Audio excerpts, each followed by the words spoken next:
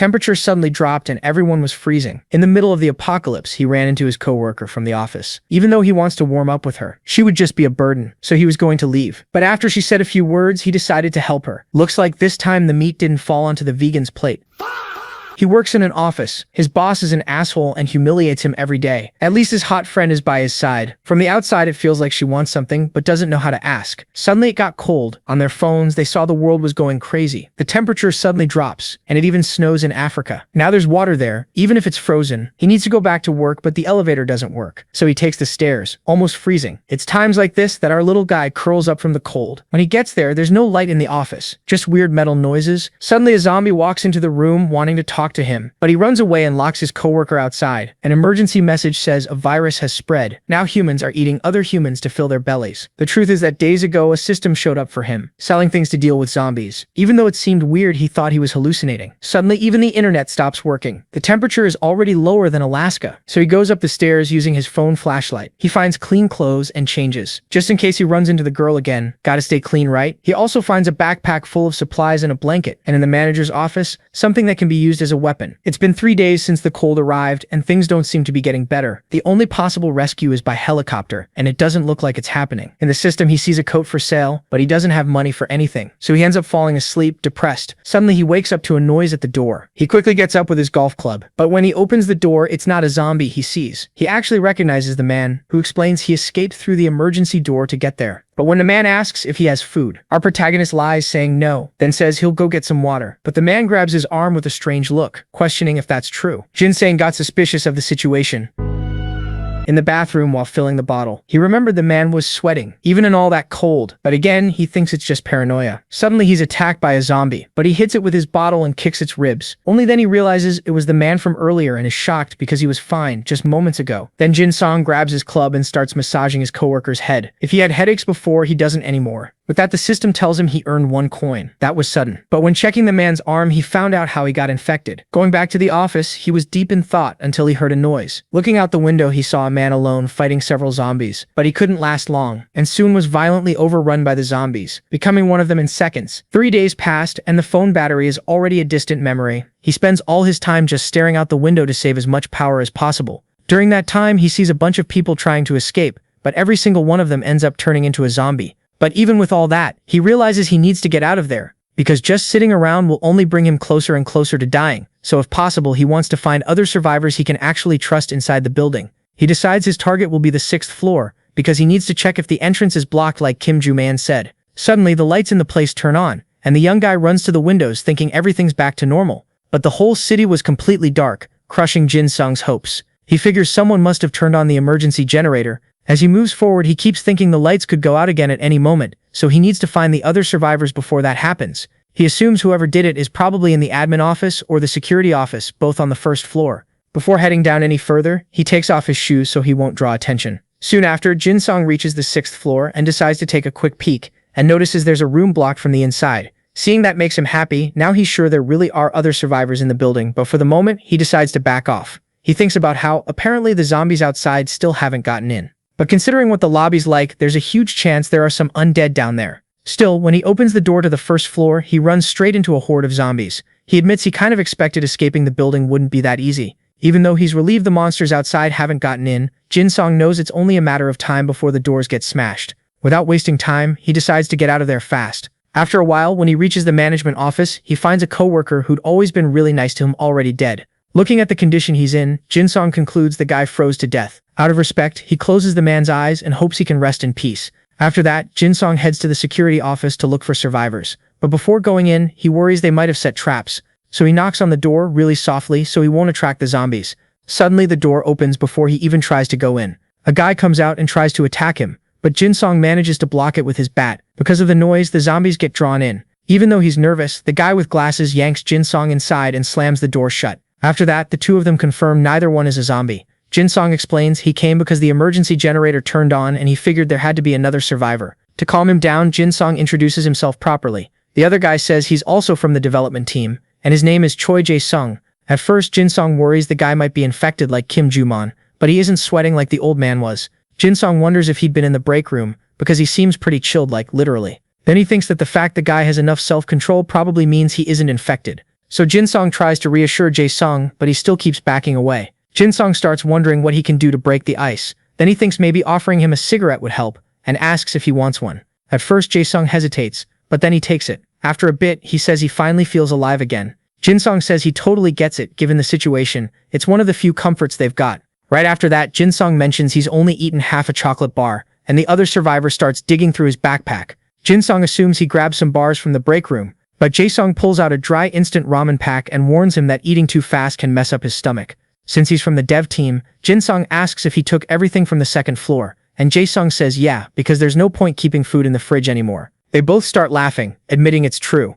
Then Jyn Sang asks how things were on the second floor, and Four Eyes says it's really bad. Jae Sung says he got stuck in the break room with a coworker, and they split the food in half, but his coworker kept insisting they move, even though Jae Sung thought it was better to wait for help. In the end, the guy couldn't take it anymore, left the room, and got infected almost immediately. Jyn Sang says it looks like there are a lot of zombies around, and Jae Sung says he confirmed at least 4. After a while, Jae Sung had no choice but to leave where he was, because his battery was almost dead. To get away, he had to throw something in the opposite direction to distract them. Jyn Sang compliments him for managing to escape 4 zombies safely. Jyn Sang asks if he was the one who turned on the emergency generator, and the guy says yeah, because he needed to charge his stuff. The main character wonders if that thing is even useful, and Four Eyes is surprised he's been surviving without using the internet. The kid says that either way there's no signal, but the other guy mentions satellite internet. Right after that he explains there aren't many servers you can actually use, but there are still a few communities you can talk to.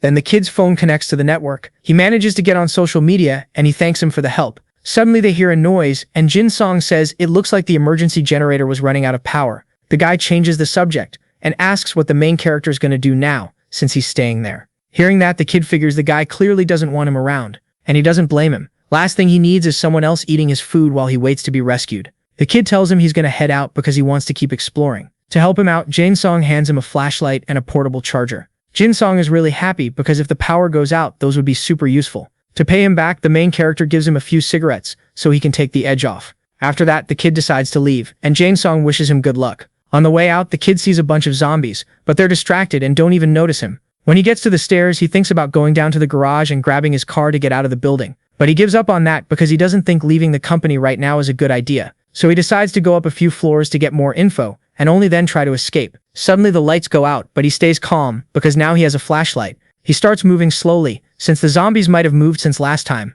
After that, he climbs several floors and thinks there might be someone on the next one, but he doesn't know if it's a person or a zombie, so he grabs his golf club and decides to go in anyway. Going up a bit more, he finds out it was a woman who turned into a zombie. Jyn Sang thinks maybe he can use her being distracted to attack her, but the undead notices him and lunges at him. Still, he manages to defend himself, slamming her into the wall. Even so, she doesn't quit and keeps coming, and this time, he hits her and makes her smash into the step, but the zombie is still moving. So with his club all bent up, he finishes her off. After that, Jyn Sang gets another coin like last time. He starts wondering where that zombie even came from, since the roof was locked. He figures the 7th floor probably isn't safe either. Right after, he finds a spot to rest and drink some water. He thinks about how that last zombie was really fast, moving more like a wild animal. He admits that if there were more than one, he'd get taken out easily. So he needs to find other survivors or make sure fights stay one-on-one.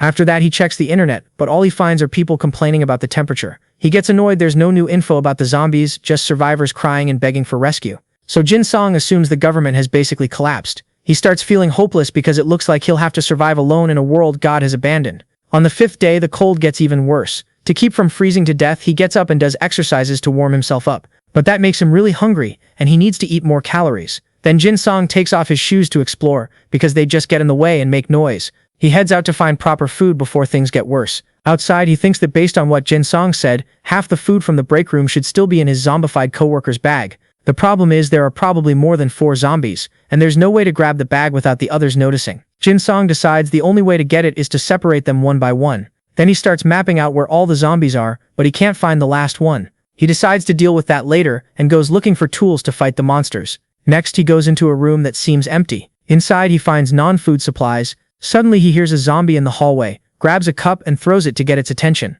The zombie takes the bait perfectly, and the main guy takes the chance to smack him in the head. Because of the noise, more zombies get drawn in, but Jyn Sang manages to shut the door before they can get inside. The kid's happy, since his plan worked perfectly. Without noticing, his leg gets grabbed and it's that same undead he hit earlier. It tries to bite his heel, but he stops it by stomping on its head. After that, the protagonist grabs his golf club and finishes the job. Then he turns his attention to the other 2 at the door. Jyn Sang decides to end this once and for all before even more zombies get pulled over there. So he breaks the door's window and tosses a spoon to use as a distraction. One of the zombies runs straight toward it, leaving the other one alone. The kid opens the door and grabs what he'd set aside. Meanwhile, the undead that got lured by the spoon hears a noise and goes to check it out, but it ends up tripping and gets taken out by the protagonist. And now Jyn Sang has a total of 4 coins.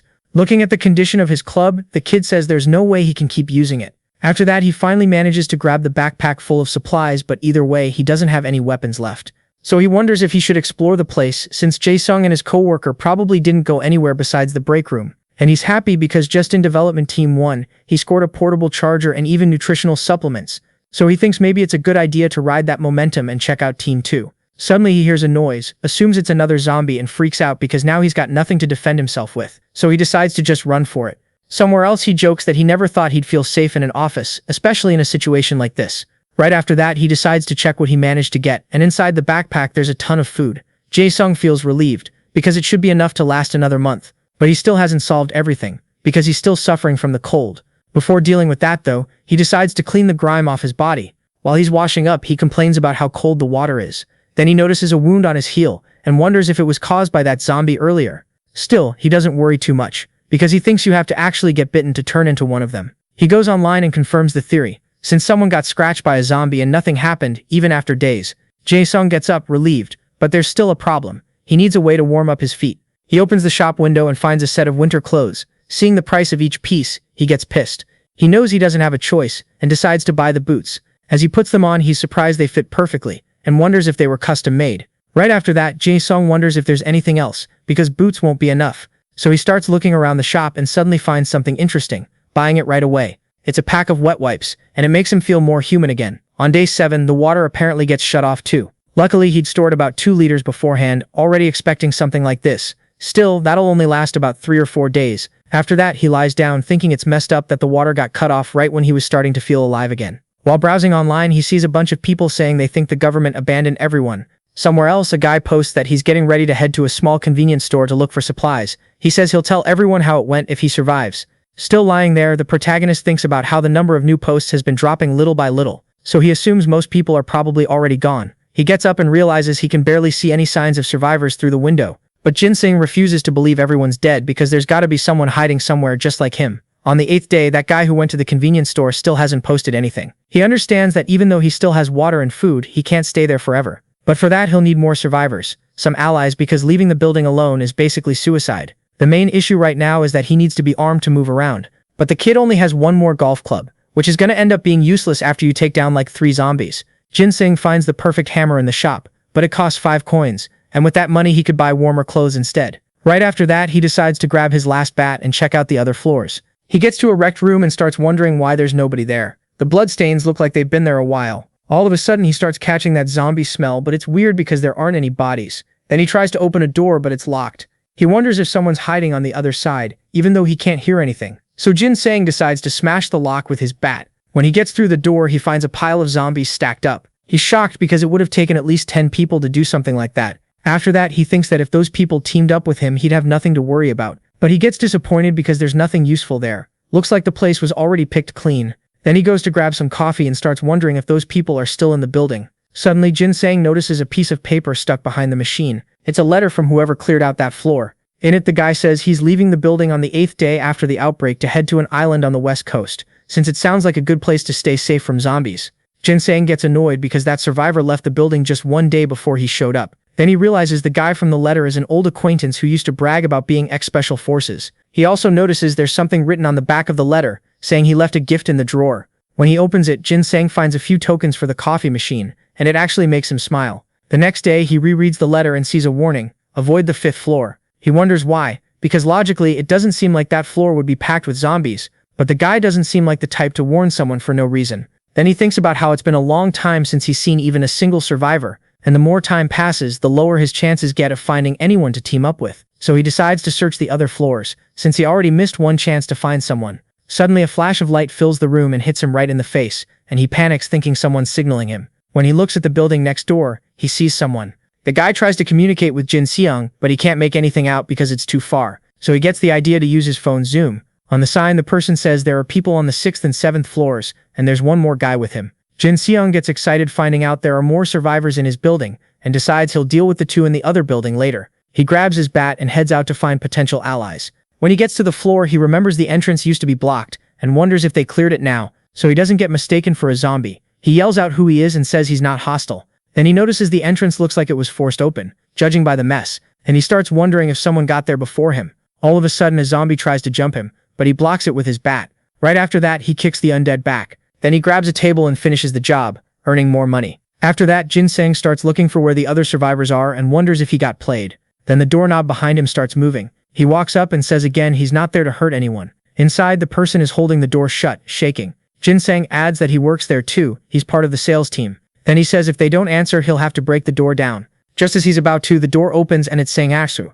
They sit down to talk, and Jyn Sang's surprised she's been on that floor the whole time. She says that last night someone came begging her to open the door, but she got a bad feeling and decided not to help, and the guy must have realized she was alone and tried to force his way in. Seeing that, Sang-asu went to hide in the break room, and in less than an hour the guy had already turned into a zombie. After that, the main character gets curious about whether the girl had anything to defend herself with, and she says she's got a wooden spear. She explains she grabbed a mop and sharpened it with a box cutter, turning it into something insanely useful. Seeing blood on the tip of the spear, the guy assumes she's probably already dealt with zombies. Right after that, he thinks about how in a world like that, a woman is at a huge disadvantage, because besides being hunted by zombies, she's also a target for other people. After that, the guy stands up to leave, but the girl grabs his arm, totally shocked, saying she's alone in there, and there's no way she can handle this by herself. Still, Jyn Sang apologizes because he can't help. But before he leaves, Sang-ah says she's trained in fencing, and also reveals she's the one who took out all the zombies on the 6th floor. With that, she tells him he's going to regret not teaming up with her. Hearing all that, the main character is speechless,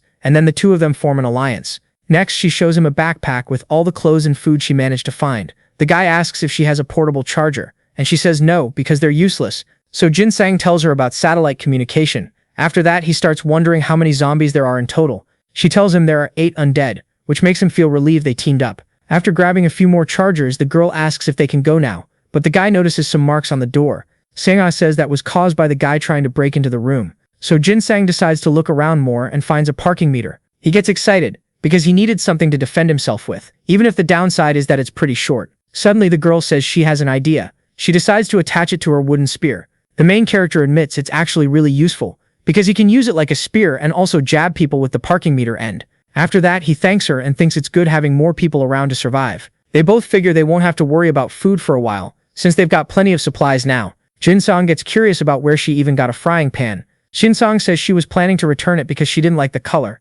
but she forgot. He says it'll be really useful for melting snow so they can drink the water. Right after that, she asks how he figured out she was in the break room. He says he got info from the building next door. Jyn Sang shows her the message and says the other people were suggesting forming a team. She asks if he was on board with that idea. He says he doesn't know because it's risky teaming up with strangers. Jyn Sang says she asked to stick with him because she was scared she wouldn't find someone she could trust. And right now, she doesn't want to bring anyone else into the group. Knowing that, he decides they won't team up with anyone. After that discussion, she says she thinks their old manager might still be alive, because on the first day they were together on the 6th floor, but he decided to run. Jyn Sang asks when the guy split up from her, and she says it was on the 2nd day. Jyn Sang says she thinks Choi is on either the 3rd or the 5th floor. While she sleeps, the main character thinks maybe the people from the other building will team up with the manager and over time come after them. But he decides not to focus on outside stuff he can't control. Then he decides to use his coin to upgrade his cold weather gear. He thinks buying a hat could be really useful, but he worries about buying it and leaving his new partner without something to cover her feet,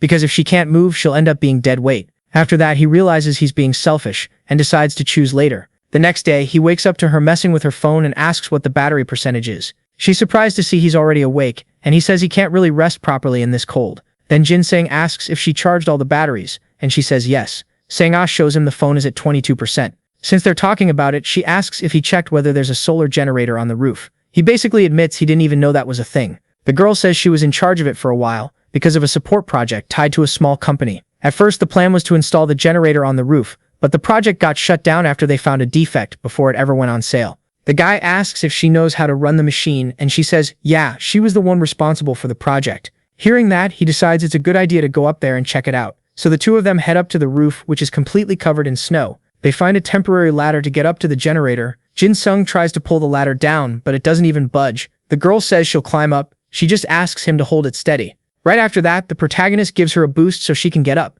Seeing Sung-like make it to the top on the first try, he thinks it's probably easier for her since she's an athlete. After that, she finds the generator they were looking for. Luckily, it's not that big, so she's going to take it apart and toss the pieces down to him. Then she starts handing down one panel at a time. After a while, the two of them finally get everything together in one spot. The protagonist wonders if the machine will work well with all those clouds. Sung-like explains that if the sun's strong, it can charge about 50% of a phone. A day passes, and the phone only charges 8%. Jyn Sang says there's nothing they can do, the sun never came out. But because of that, he already knows where they're going after they leave the office. He says he means the company warehouse because they didn't just find food there, they also found tools they'll need to survive. And if the car's GPS doesn't work, they'll have to rely on the phone, but its battery isn't in great shape. Sung-like says that's not a problem, because the warehouse is close to her house. She says she's seen the building a bunch of times while out on walks. Hearing that, the protagonist is seriously happy he met her. He thinks teaming up with Sung was a great call. She knows how to do a lot, and she works hard. Then he asks what her shoe size is,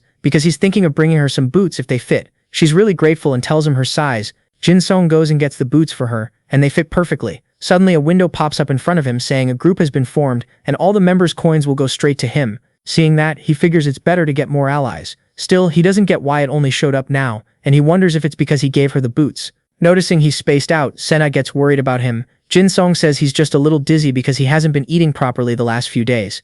After that, the two of them decide to go out and look for food. By day 14, they've run out of water, and they're suffering from thirst. He says they need to melt some snow to drink. Siana says she'll grab the papers and documents, and he says he'll make the fire on the roof, since they can't risk starting a fire inside the building. But he worries the smoke outside might attract looters, people who've done some truly horrible stuff. Even knowing that, he decides to light the fire anyway, because they can't take the cold anymore. Siana gets happy and says that with the warmth she finally feels alive again. Then she takes her frying pan full of snow and puts it over the fire to melt, and they get water. The protagonist gets emotional drinking warm water. With tears in her eyes, the girl says she'd forgotten what warmth felt like, and she's glad they didn't give up, and he agrees, saying they'll make it to the end together. In the morning, Jyn Sang gets woken up by her, and he's totally confused. Then she tells him the people in the other building were trying to communicate, and apparently they were heading their way. He asks when she saw the message, and she says it wasn't long ago. Siana says they noticed them and started moving fast. He thinks he can't trust those people, they could be dangerous. When they look over, they see the neighboring group coming out of their building, so the two of them run to pack their stuff. Meanwhile, outside, the group is fighting the zombies in a really methodical way, and if they keep up that pace, they'll reach the two of them in 15 minutes tops. Jyn Sang and his coworker have already packed up all their stuff. Out on the street, those guys start running when a bunch of undead show up, and one of them grabs his sledgehammer and smashes the building's window so they can get in. While they're escaping, the main guy sees Siana on the ground and worries she's falling behind. She asks if they're really going to leave the panels, because without them they won't have electricity, and he tells her survival comes first. So she admits he's right and starts running again. But it doesn't take long before they hear a noise and realize the intruders are getting close. Jyn Sang hesitates, not sure if they should go downstairs or up to the roof. He thinks if they go up and it turns into a long fight, they'll be at a disadvantage because of the cold. So he and his coworker decide to block off the entrance to the 6th floor and wait to see what happens. Meanwhile, the intruders start coming up the stairs and the main guy realizes they're getting closer and closer. Siana doesn't get what's going on and he explains that it looks like the men are searching for other survivors. The intruders keep climbing higher and higher. Jyn Sang tells her to get ready, but nothing happens. Siana can tell something's off. Suddenly the building shakes, but nothing happens to the two of them. She wonders if it was an explosion, and he says it looks like it was. He starts wondering why they'd use explosives when they know it's only two people. Then he remembers the person from the letter warning him not to go to the 5th floor, and the manager's face pops into his head. So he removes the barricade they made and tells Siana they're going down. She asks if it's safe, and he says if he's right, then yeah. Downstairs, they find the place completely wrecked. Jyn Sang tells her not to let her guard down. Then they come across something straight out of a horror movie. A bunch of people dead on the floor. He moves forward and tells her to wait there. He finds a door that's been busted open. Inside, he hears someone sounding really pissed off, and he recognizes the voice. It's manager Choi, talking to himself about how he didn't have a choice, which makes Jyn Sang think he caused that explosion earlier. Jyn Sang calls out to him and Choi smiles when he sees his former employee. But Jyn Sang freaks out because the guy is missing his lower half. Choi starts crawling, begging to be saved, saying he doesn't want to die like this. Jyn Sang is just stunned. Siana shows up saying she heard the manager's voice. Choi perks up when he sees her and asks if she still remembers him. Jyn Sang apologizes, saying they're not doctors and they don't have any medicine to help. Choi panics, saying he wants to live and that there's a way. Then he says that if he turns into a zombie, he'll keep living. He begs them to take him down to the 1st floor so he can meet the undead. But Jyn Sang apologizes again, they can't do that. Hearing that, Choi loses it, calling them ungrateful because he's the one who stopped the looters from getting to them. Then he accuses Sonne of sleeping with Jyn Sang and planning to survive with just the two of them. After that, he turns to her and says it looks like she already replaced him with someone else. But before he can keep talking nonsense, he gets killed. Outside, Jyn Sang says it looks like those people really were looters. But Sonne barely reacts, she's still in shock. Seeing her like that, he tells her the manager was going to die either way. And honestly, killing him early probably spared him a lot of suffering, since he likely would have died from blood loss anyway. He tells her she has no reason to feel guilty. She brings up the idea of turning him into a zombie, but Jyn Sang says if they went that route, they'd still end up putting him down anyway. And she admits he's right. After a while, they look out the building window and realize there are even more undead outside. On the internet, people are only talking about the explosion from the day before, which ended up drawing a bunch of hordes to the area. Jyn Sang gets frustrated because all that attention is just going to attract even more looters on top of the zombies, which are already a huge problem. Over time, the zombies had spread out again, but most of them were still there, and it was probably impossible to even walk through the lobby. Right after that, the main guy says that for now, they need to plan to get out of the building within 2 days at most. Then the boy calls his partner to go check the first floor. After that, they grab their flashlights and head down the stairs.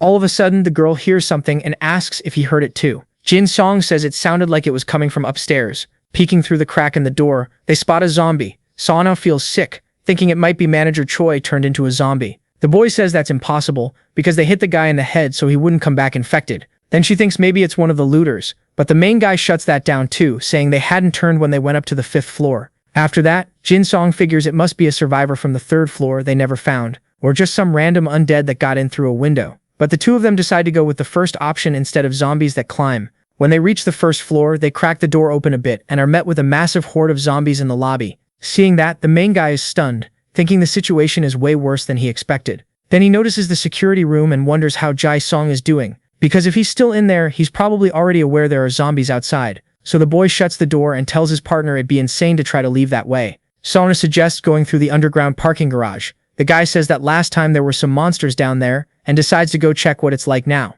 When they get to the parking garage, they don't find many zombies. She says it looks like there are about 10, and he says that's already better than the lobby. Seeing how many cars were left behind, the boy says they've got plenty of vehicles they can use as cover, and since there's no wind down there, they can move through quickly without the zombies catching their scent. He asks if she can see the reflection in the convex mirror up above. She says she can't see clearly because of her eyesight, but then she adjusts her angle and says she can see the entrance that connects the passage to the 1st floor. Jyn Sang says that's enough, and calls her to head back up to the 7th floor. Up there, Song says it'd be way better if they could get around using the cars, but the main guy explains the cars have been sitting in the cold for a long time, so the batteries might be dead. After that, they go back to planning a route to leave on foot. Some time passes, and it's minus 35 Truppringors, with 5 hours left before they're supposed to leave the building. Even lying back to back, the girl notices the guy can't sleep. Jyn Sang asks if it was really that obvious, and she says he's been tossing and turning non-stop. He admits he's thinking about his friend on the 1st floor, and Song says he can come with them. But the boy says no, if he does that, he could put her in danger too. Still, it sucks, because Jyn Sang is someone he trusts. Pretty quickly, he changes his mind and asks if it's okay for his friend to come with them, and she says she's fine with it. Jyn Sang gets up, saying he's going to use his phone. Then he tells Jyn Sang that if he wants to get out of the building, he should go to the 1st floor emergency exit. In the morning, the main guy doesn't get any reply. Even feeling discouraged, he decides to believe his friend is already at the meeting spot, waiting for them. But when they get to the 1st floor, there's no one there, and Song asks if they should wait a little longer. Still, they head down to the parking garage because they can't wait anymore. Down there, they find a zombie that wasn't there before. Jyn Sang tells her to stick to the original plan. As they sneak along behind the cars, the girl says the dead just keep wandering around the same spots, but some of them are still just standing there. Then a zombie blocks them from moving forward. The main guy stands up and stomps on the ground to get its attention. The creature hears the noise and charges at him, but before it can reach him, Song stabs a zombie with her spear. Because of that kill, the boy gets another coin, since she's in his group. Right after that, the two of them manage to reach the building's exit. The girl suggests they head to a place called Chonggae, because zombies can't climb its stairs. As they walk through the snowstorm, Song says they're not making progress like she expected, but her partner insists this is still the best route. Soon they can already see where they're headed, but they'll have to move carefully, because there are tons of zombies along the way. So they start inching forward, but then out of nowhere the wind picks up hard, which is really bad because it'll carry their scent. The zombies in the area catch the smell of humans and start sprinting toward them. Sana freaks out, not knowing what they're supposed to do. Jyn Sang thinks they can't go to Chonggae because the zombies would just fall down the stairs and end up drawing even more attention. So he figures they should get into some building, but which one? The open buildings are already packed with zombies, and the closed ones would make too much noise if they tried to break in. She tells him they need to decide. Now. Then they spot a bus right next to them. They both try to force the door open, but nothing happens. Jyn Sang asks if they should just smash it, but Jyn Sang tells her to give him a second. He uses the spear to make a lever and manages to pry it open. Seeing the zombies getting closer, he tries to shut the entrance fast. He tries using the keys he found on the bus to lock the doors. Both of them are basically praying it works. A second later, the zombies reach the door, but Jyn Sang reacts fast and takes one out with her spear. Still, more of them are already crowding the entrance, and the two of them are getting more and more desperate to get out of there. Then, at the perfect moment, the bus starts working again, and Jyn Sang floors it, knocking his teammate over. He tells her to hold on tight. The bus heads straight toward a building, and Jyn Sang tries to steer, but nothing happens. He realizes it's because the streets are frozen and the tires are sliding. Trying to avoid a full-on crash, he swerves, but ends up scraping the building anyway. The bus stops and he thinks at least the door's blocked. But now the noise has attracted the zombies and they surround the vehicle. Siana says they need to lure the dead away, but Jyn Sang points out that only works if someone goes outside. He gets frustrated because if more zombies pile up, they could actually tip the bus over. He refuses to believe this is how it ends. Suddenly, a trash bin nearby gets smashed and it grabs the creature's attention. Inside the bus, the two of them breathe a sigh of relief. They made it. Siana says there are still a few zombies close by, but they'll probably fall off on their own. Then she says whatever smashed the trash bin fell from a nearby building, probably from the second or third floor. She gets excited, thinking it might be a survivor who's still human. Then they spot a woman waving from a window. Siana notices she's holding binoculars. So Siana uses her phone to thank her for the help earlier, and the other survivor gives a thumbs up. Jyn Sang says there are still good people in that world. Then he adds that he'd love to give those people some noodles. Siana asks if they don't have any, and he says he ate it all before he even met her. Hearing that, she cracks up like she can't believe he actually did that. Then she says there should be instant noodles at the logistics warehouse. Night finally falls, and the cold hits them even harder than usual. Jyn Sang asks if she's okay, because her face looks pale. Looking at how bad things are, he says those thin glass windows clearly aren't enough to keep the cold out. Siana tries to reassure him, saying she's fine, but he notices her lips are blue, and she's shaking worse than before. He says they need to warm up, or their movement's gonna get messed up. Siana wonders if there's any way besides making a fire. Jyn Sang thinks for a second, and decides they're making a fire anyway, and she asks if that's even possible. He explains the plan is to make holes in the roof so the smoke can escape, and they don't suffocate because doing it through the windows wouldn't be a good idea, since zombies could break in. Right after that, the girl uses her spear to punch 4 holes in the ceiling, and that way they manage to start a little fire, using some old office papers. All of a sudden, Siana says someone in the community was talking about 2 people on a bus, and she admits she wants to join their group. Realizing they were talking about them, the main guy asks where that user is, and the person says they're upstairs in a convenience store. To be safe, the stranger tells the two of them to say what brand the car parked in front of the store is, and they get it right. After that, the user decides to stop beating around the bush and asks to join the group. Jyn Sang, meanwhile, is curious about what they're supposed to do next. In the morning, some guy wakes up and opens his window to see what things look like outside. But then he sees a zombie climbing up his building. Freaking out, the guy starts throwing basically anything he can find in his apartment. Someone asks if they can do parkour now, and the guy says that zombie looks a lot like his neighbor from the building next door who's always climbing. The other user wonders if that means the undead keep the skills they had when they were alive. Around 9 a.m., Jyn Sang and his co-worker get off the bus. Siana asks what he thinks about what they read in the community earlier, and he says he kind of saw it coming. He explains that at the office, the zombies got in through the hole from the explosion on Manager Choi's floor. Then right at 9, a woman walks out of the building in front of them. Siana gets excited seeing her and even says she's jealous of the woman's warm jacket. But before they can celebrate being a group of 3, the woman gets attacked by a zombie. The two of them are stunned watching it happen. Jyn Sang realizes more of the dead are being drawn in by the smell, and that if they stay there, that'll be them next. He turns to leave, but his partner is still frozen, so he grabs her arm and tells her they need to go if they want to survive. Even though she's still shaken, she decides to keep moving with him. After a while, they reach the subway entrance, and the woman asks if leaving really is a good idea, because there's a chance there are a bunch of zombies down there, people who were heading home from work before the apocalypse. Then the wind picks up again, so they decide to go down into the subway, but they don't run into any zombies. The only thing they find is people who are already dead. Jyn Sang thinks the number of bodies isn't that high, so the zombies are probably still trapped somewhere down there. Then his coworker taps his shoulder and points at a convenience store, which gets Jyn Sang excited. But that excitement dies fast because the store is empty. Sinar asks if they should check the stockroom. Inside, they find a few cans of beer. Back outside, she says it sucks that the clothing stores have already been looted. Then the guy finds it weird that the phone shop is still untouched. She says they're going to have to walk more than they planned, but it should be around 20 kilometers. And she also says earlier she saw something weird written on a wall and took a picture. In the photo, someone wrote that they don't know what to do in all this chaos. But before they can look at it more, the phone battery dies, so they decide to keep going along the train tracks. They're bothered by how clean it is, there isn't even a rat or a bat. But what really worries Jyn Sang is the lack of bodies, which probably means all the zombies are gathered in one place. Suddenly, he signals for her to stop. He shines his flashlight ahead and finds a train sitting there. They go in to search it, but they don't find anything, not even bodies. Then she finds a box, opens it, and sees a kitchen knife inside. Jyn Sang says he found something interesting in a car earlier too. He shows her a speaker and says they can use it to lure zombies. When they're done searching the train, they decide to head out.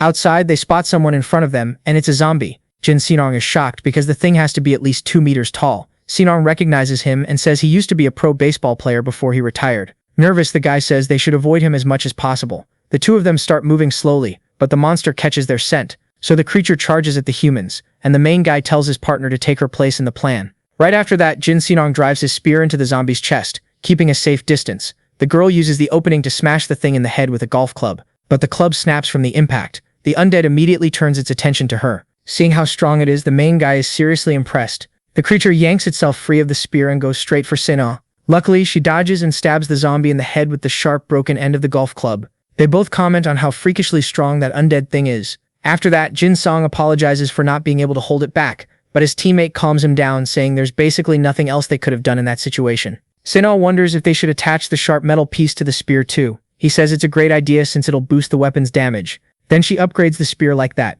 The main guy says they've rested a bit already and suggests they start moving again. She gets annoyed, wondering how they found a bunch of trains but basically nothing useful, and he says it looks like someone got there first. Then she says they were almost at a station called Sindang, but suddenly, they hear an explosion. Even though they don't know what it was, he decides they're not going that way. Right after that, the two of them run back. Inside the train, Siana asks what's going on, and he tells her to stay quiet. He looks out the window and hears a bunch of noise, realizing something's coming. And sure enough, it's zombies heading their way. She asks if they should fight, and he says no, they're just going to wait. Then the undead rush right past the train. She sits down, relieved, but he says it's still not time to relax, because it's not over yet. He starts wondering if they should head toward the station where the horde went, or go the opposite way toward where they heard the explosion. Siana asks if they should just keep hiding, but he says that's a bad idea, because last time the zombies only didn't enter the car because they were all worked up, and if they were moving slower they'd definitely catch their scent. So she says she'll follow his lead. They decide to backtrack before the zombies figure them out, but they run into a few more undead, and Jyn Sang decides they need to climb up somewhere safe. He climbs up to the station first, thinking that as long as they're careful they can avoid them. Then he reaches down to pull his partner up, but his hands are sweaty and she slips and falls, getting the zombies' attention. Panicking, he tells her to climb up fast. Sangha grabs his hand again and manages to get up onto the platform just in time, but one zombie grabs onto her leg and she jabs it in the face with the pick, knocking it to the ground. So they decide to get out of there fast. When they try to go up the stairs, they run into another undead. Quickly, the guy ducks down so she can finish it off. As they push forward, they run into a few more threats, but they handle them pretty easily. After that, they finally make it somewhere safe. Jyn Sang asks what it's like outside, and she says she can't see anything. He breathes a sigh of relief that they're still alive. Then he remembers her leg because she's hurt. Sangha says she felt something cut her during the chase. When she realizes what that might mean, she freaks out. But Jyn Sang's relieved. It's just a scratch, not a zombie bite. Hearing that, she calms down. He says she'll be fine because he's been scratched before and nothing happened. Then she starts crying because she really thought that was the end for her. After that, they use a first aid kit to disinfect the wound. He says they got lucky finding a kit there, since they'd already searched the whole place. Then he tells her to rest for a bit. Meanwhile, he goes back to looking for anything useful, and he ends up finding a mysterious key. He's happy because now he won't have to worry about where he's going to sleep. Still, it's not what he was actually looking for, but it has to be somewhere around there. After that, he finds a diary, and on one of the pages, here's the locker code. So the guy heads over to the safe to open it, and makes it clear to his teammate that he knows exactly what he's doing. Siana gets curious about how he knew all that, and he tells her he used to work in the subway.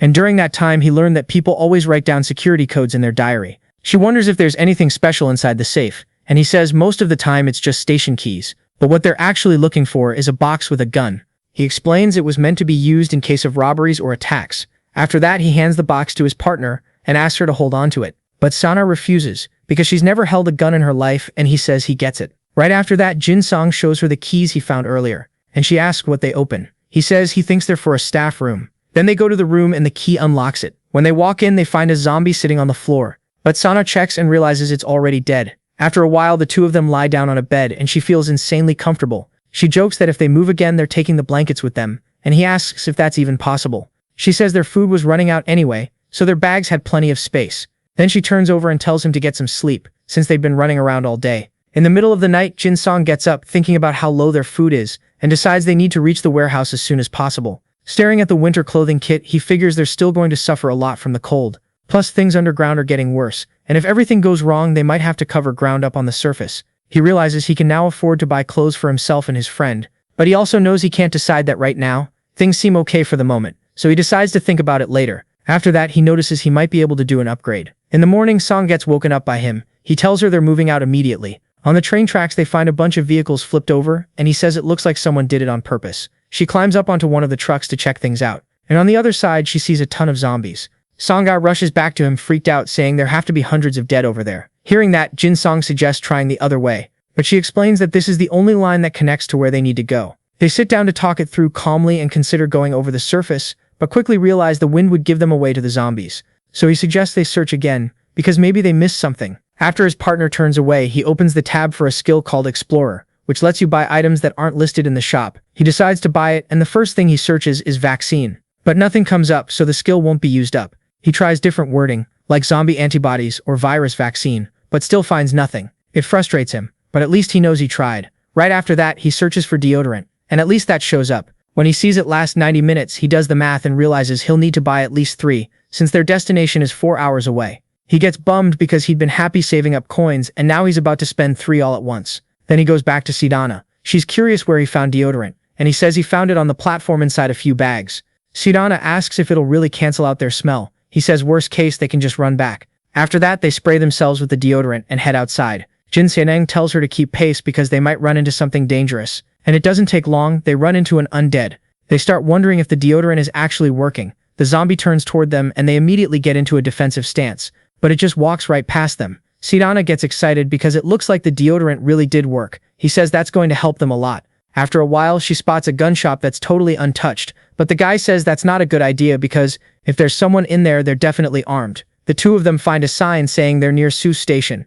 Jyn Sang gets bummed out because he thought they'd be closer to Yuidong. With the delay, they decide to split up and look for somewhere to spend the night. Siana can't find many places with unbroken windows. Meanwhile, the guy only finds locked places with zombies inside. Not long after, they meet up again and tell each other they didn't find anywhere to stay. He says they need a place that isn't full of zombies but is still sealed up enough to keep them out. Then they spot the door to a cafe and decide to check it out. Sana says the area looks bright and seems zombie-free. After that, she tries to open a door, but it's locked. She asks if they should break in, but he doesn't think it's a good idea since it's a glass door. Smashing it could attract the undead. So he steps away, saying there might be another way. He sticks his hand into a hole in the wall and finds a key. Sana gets curious about how he knew, and he says cafes stay open late, meaning there are opening and closing shifts, so keys get handed off a lot, and they usually hide a spare nearby. Inside, they find a bunch of bags of flour. She asks what they're supposed to do with them, and he says to leave them. They're way too heavy to carry. Then he says that at this pace, they should reach the warehouse the next day. Looking discouraged, she asks if he thinks there are already people at the warehouse like there were at the gun shop.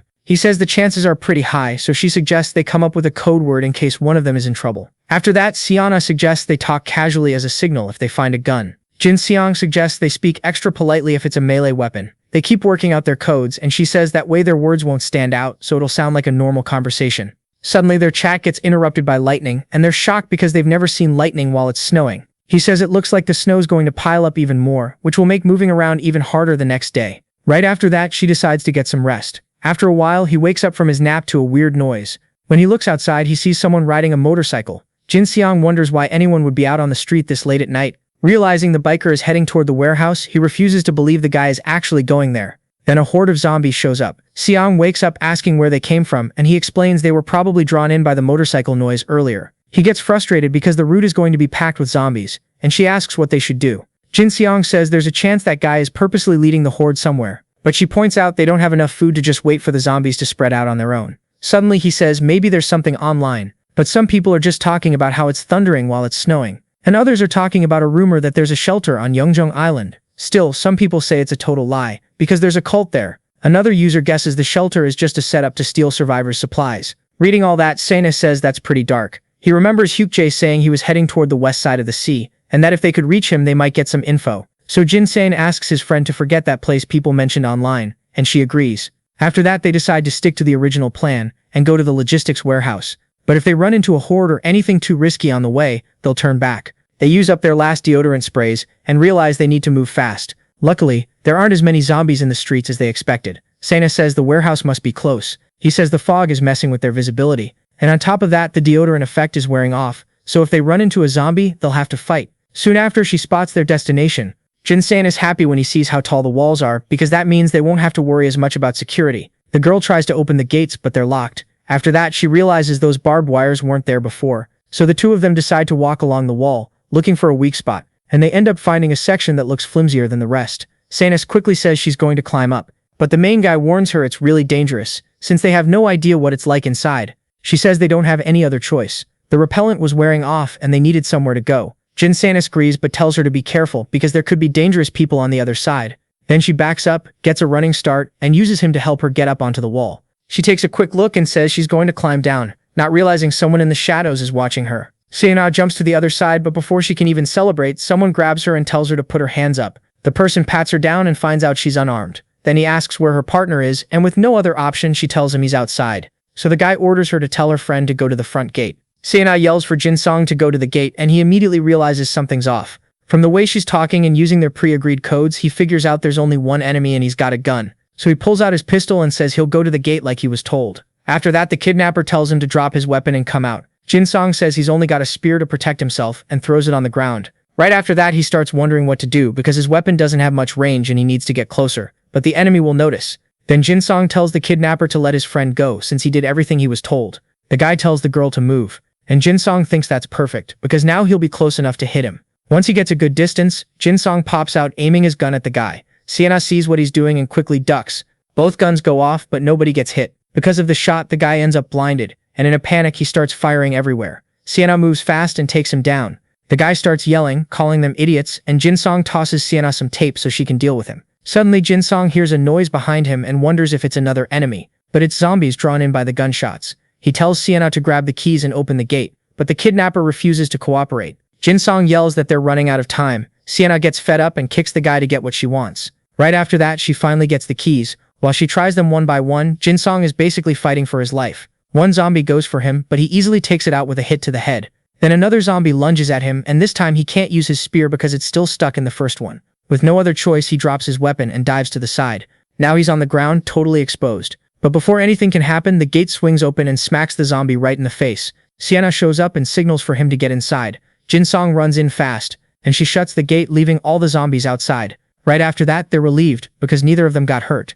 Jyn Sang suggests they go into the warehouse right away. Siana wonders what they should do with the guy. Jyn Sang says they should bring him inside, so she helps him up, and Jyn Sang is shocked to see it's his friend, Jyn Sang. Once they're inside the warehouse, Siana says she didn't expect to run into someone Jyn Sang knew like that. Jyn Sang tells Jyn Sang not to rub his eyes with the towel, and Jyn Sang says he knows, still it really hurts. Then Jyn Sang says it's his fault, because he attacked first. Jyn Sang thanks him for understanding. After that, the former manager offers them tea, and they accept without even thinking twice. Jyn Sang asks how long he's been there, and Jyn Sang says about 3 days. He explains he went there because of the solar panels. Then he says he was installing them, but then the guys showed up. Jyn Sang says that at first he put the panels on the lower windows, but the efficiency was awful, so he moved them up to the roof. Because of that, he'd been looking for a way to protect them from the snow with glass awnings, but luckily there are tons of materials around to work with. The main guy wonders if the warehouse has enough supplies, and the guy tells him the construction materials were well stocked, but when it comes to food, it's kinda hard to say. The girl asks if that's because the food storage is in section 2, and he says yeah, exactly. The roof collapsed under the snow, and he only managed to save whatever he could from that area. Luckily, everything was frozen, so the food didn't go bad, and once the power comes back, they'll be able to recover everything with the equipment. After that, Jyn Sang finally asks if it's really okay for them to stay there with him. The guy thinks about how in that world, making allies is basically the best move you can make. Suddenly, Jyn Sang admits he was about to ask the same thing, because after what happened at the gate, he realized he can't defend the place alone. Sooner or later, more people will come to the warehouse, and if he's by himself, he'll eventually lose it. Then he says this is the perfect time to team up with someone he can actually trust. After that, they notice the zombies are still at the entrance. The main guy gets curious about how their new ally got his weapon, and Jyn Sang says he took it from a cop who killed himself. Jyn Sang asks if there are any bullets left, but the guy says he used them all at the gate. The girl points out that at least the zombies will stop other people from trying to get into the warehouse. Suddenly, the main guy's stomach growls and he gets embarrassed, so Jyn Sang makes some instant ramen for his guests. The two of them practically light up when they see food, but he says the noodles still need to cook a little longer. To make things even better, Songla grabs the beers they'd stashed earlier. After a while, the meal's ready, and Jyn Sang gets emotional taking his first bite. The girl says the ramen broth is basically going straight into her soul. Then Jyn Sang stands up and suggests a toast, and the three of them celebrate their new alliance. A bit later, the main guy jokes that he'd forgotten what it feels like to be full. Then he says it feels amazing to have hot food and a place to rest, but they're still suffering because of the cold. Songla remembers the building has a heating system, but Jyn Sang says it's not working. So the guy asks if there's anything else they can burn, and his buddy says there's a brazier in the warehouse and they can use it like a stove. The main guy asks if there's firewood too, but the guy says he searched everywhere and couldn't find any wood. So the two start debating what they should use to make a fire. The girl says there's a forest nearby. Hearing that, Jyn Sang wonders if they should go grab the brazier right away and wait to collect wood until things calm down outside. As he heads down with the main guy, he mentions that disposable stuff like spoons and cleaning products was on the first floor. Jyn Sang thinks about how he can finally brush his teeth. He tells his buddy it looks like they won't have to worry about pots, kettles, and other kitchen stuff either. On the 5th floor, they find the office supply stockroom full of useless things like pencils and pens. Seeing Jyn Sang's shirt, the guy asks how the winter clothing stock is. Jyn Sang says there's a huge pile and they'll grab some as soon as they get the brazier. Then Four Eyes complains about the shoes he found there. They were way too big, so to make them work, he wore a bunch of layers of socks. Hearing that, the main guy opens his shop, buys a pair of boots for him, and asks if he wants to try them on. Jyn Sang puts them on and they fit perfectly, so now he's officially part of Jyn Sang's group. After that, the guys finally find what they came for. They each grab one side and start carrying it through the building. Halfway there, the main guy remembers Jyn Sang loves smoking, so the guy sets the brazier down on the floor and smiles, saying the warehouse is missing one specific item, making his buddy curious. Jyn Sang pulls out a pack of cigarettes and hands him a few as a thank you for the ramen earlier. The guy gets all emotional and tries to hug him, but the kid tells him to cut it out with the weird stuff. After that, the two of them head back and the main guy shows the coats they found, along with some face soap and a toothbrush with toothpaste. Seeing that, Sang starts jumping around, super happy. Over the next 3 days, the group worked on improving the camp even more, like setting up the kitchen and a spot to store the mattresses. But they couldn't install the panels because the weather made it too risky and they might break, so they decided to place them in an open area on the 5th floor instead. As time passed, the zombies started slowly spreading out. Then Jyn Sang says it's time to check outside. The kid says he's been thinking about that gun shop from before. Siana agrees they should go out, but makes it clear it's risky to go that far. The young guy thinks she's right, because they don't have enough coins to protect themselves from the zombies. Meanwhile, someone is riding a motorcycle through the streets, with a whole horde of undead chasing after them. Some zombies go after a guy who's only on a bicycle. Desperate, the cyclist runs up a staircase, getting an advantage over the monsters, since they can't climb up. At first, people thought that biker was just someone trying to escape, but he was actually leading the zombies toward areas where people were. The community users recognize the guy as a total bastard, because he's basically guiding a horde. With the camp finished, the group splits up to handle their roles. Siana is in charge of organizing the inside and taking inventory of the storage room. Jung is responsible for bringing in info from the community and dealing with machinery stuff, like fixing equipment. The guy goes over to where the girl is and says he's been testing the generator, but he hasn't made much progress. Then she asks if he can help her organize the kitchen supplies stock. Meanwhile, the MC is doing his part, patrolling inside the warehouse, and he ends up meeting the others in the storage area. Song explains he's there because the weather isn't good for using the generator. The protagonist says he figured as much. Since the fog is so thick, the visibility is insanely low. Song says it's been a while since their last check outside. Right after that, out in front of the warehouse, Song is geared up in winter clothes with a bicycle. He asks why his friends are staring at him like that. The girl says she's worried about him going alone, but he explains his friends need to stay there in case someone tries to break into the shelter. Plus, he's got nothing to worry about, he has his spear. Then the kid gets on his bike, promising to come back with an induction stove and weapons. Song says he set up ropes so they can tie the stove to the protagonist's backpack. He thanks him and says he's heading out. One last time, the girl tells her friend to come back if things get too dangerous. Right after that, the kid starts pedaling down the street, thinking how nice it is to have Sona as an ally. Still, he decides not to let his guard down, since there could be zombies when he reaches the apartment complex. He gets to a school and realizes his destination is close. Then the wind picks up a lot, but luckily it's blowing against him, so the zombies won't catch his scent. Suddenly, Jyn Sang starts smelling exhaust fumes like it's coming from a wrecked car. Then he hears the sound of a motorcycle. Right after that, a horde of zombies appears in front of him. He realizes it's the same motorcycle that was leading the undead earlier. Jyn Sang starts pedaling like crazy, but he can't speed up because of the chains and the snow. He thinks he needs to find somewhere to hide, so he decides to go to the school he saw earlier. He gets to the door, but it's locked. Then he goes around the building trying to find another way in. He manages to open a window, but before he can climb in, a zombie grabs his leg. Trying to break free, he kicks the undead, but it still won't let go of his foot, so Jyn Sang pulls the spear from his backpack and stabs the zombie in the head. That finally frees his leg and he falls backward, but the zombie is still moving. Before it can do anything, the kid slams the window shut. He thinks about how he almost died and drops to his knees, saying that was exhausting. Meanwhile, Sona starts getting anxious and Jae-sung asks if she's worried. The girl explains that the darkness outside is making her feel on edge. The guy suggests they use a phone, since he'd managed to charge it up to 8%. She gets curious and wants to know what the latest news is in the community. Online, people are talking about how the zombies can now smell blood. Right after that, Jae-sung walks into a room that seems safe, and when he looks out the window, he sees a massive horde of undead. He figures the biker leading them must be the same one as last time. Suddenly, one zombie in the group catches his eye because it's over 2 meters tall. Reading about the monsters changing, Jae-sung says things are getting way more dangerous. Then they see a post from someone saying the biker was leading zombies to places where people were staying in Banghak-dong. After reading that, Siana gets even more worried, because her partner was in that exact area.